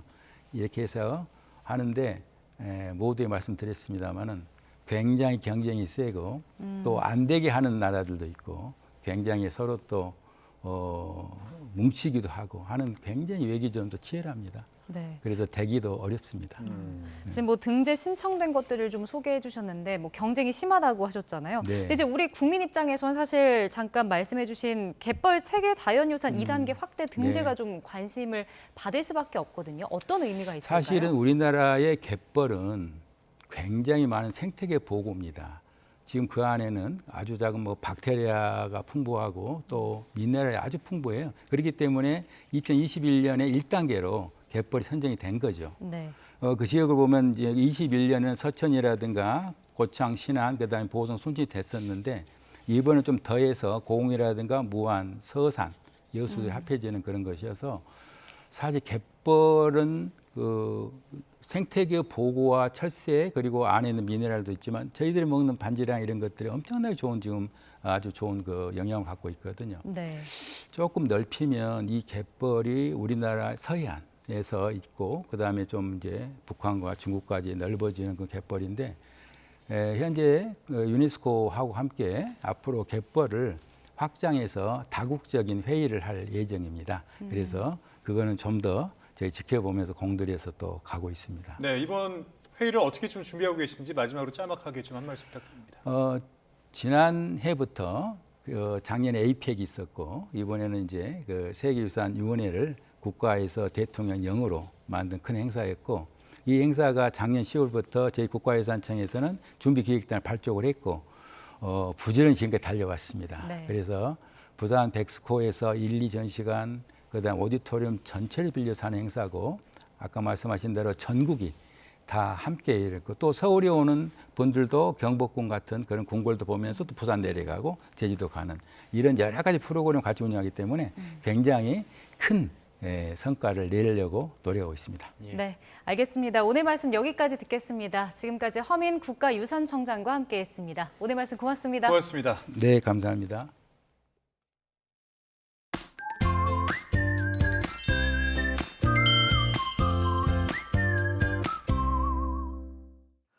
오늘 장맛비는 잠시 쉬어갔지만 곳곳에 소나기가 내렸습니다. 네, 맞습니다. 소나기로 인해 습도가 높아지면서 후텁지근하게 느껴졌는데요. 내일도 전국이 흐린 가운데 서울이 30도, 대전 31도까지 오르는 등 30도 안팎의 무더위가 나타나겠습니다. 연일 기온이 크게 오르면서 대기 불안정도 심해지고 있습니다. 내일도 중부와 경북 북부에는 5에서 40mm의 소나기가 지나는 곳이 있겠고 제주도에는 오후부터 다시 장맛비가 내리겠습니다. 또 내일까지 해수면의 높이가 평소보다 높은 대조기인 만큼 해안가에서는 저지대 침수 피해에 유의하셔야겠습니다. 정체전선이 점차 북상하면서 모레는 충청 이남으로 휴일 밤 사이에는 전국으로 비가 확대하겠고 수도권에도 첫 장맛비가 내릴 전망입니다. 장마철에 접어든 만큼 여러 가지로 신경 써야 할 것들이 많아지고 있습니다. 네, 특히 곰팡이나 세균 번식이 쉬운 욕실은 더 꼼꼼히 관리해야 하는데요. 우선 욕실을 사용한 뒤에는 문을 열어놓는 것이 좋습니다. 그리고 샤워 후에는 벽과 바닥의 물기를 제거하고 최소 20분 정도 환풍기를 켜놓아야 곰팡이나 세균을 예방할 수 있습니다. 마지막으로 샤워용품 바닥은 놓치기 쉬운데요. 이곳까지 꼼꼼히 닦아야 안전하다는 점도 기억해 주시기 바랍니다. 날씨 캔버스의 김수연, 정수연이었습니다. 이상으로 YTN 뉴스 플러스 마칩니다. 네, 잠시 후에는 뉴스케어 오후 8시 뉴스가 방송됩니다. 함께해 주신 여러분 고맙습니다.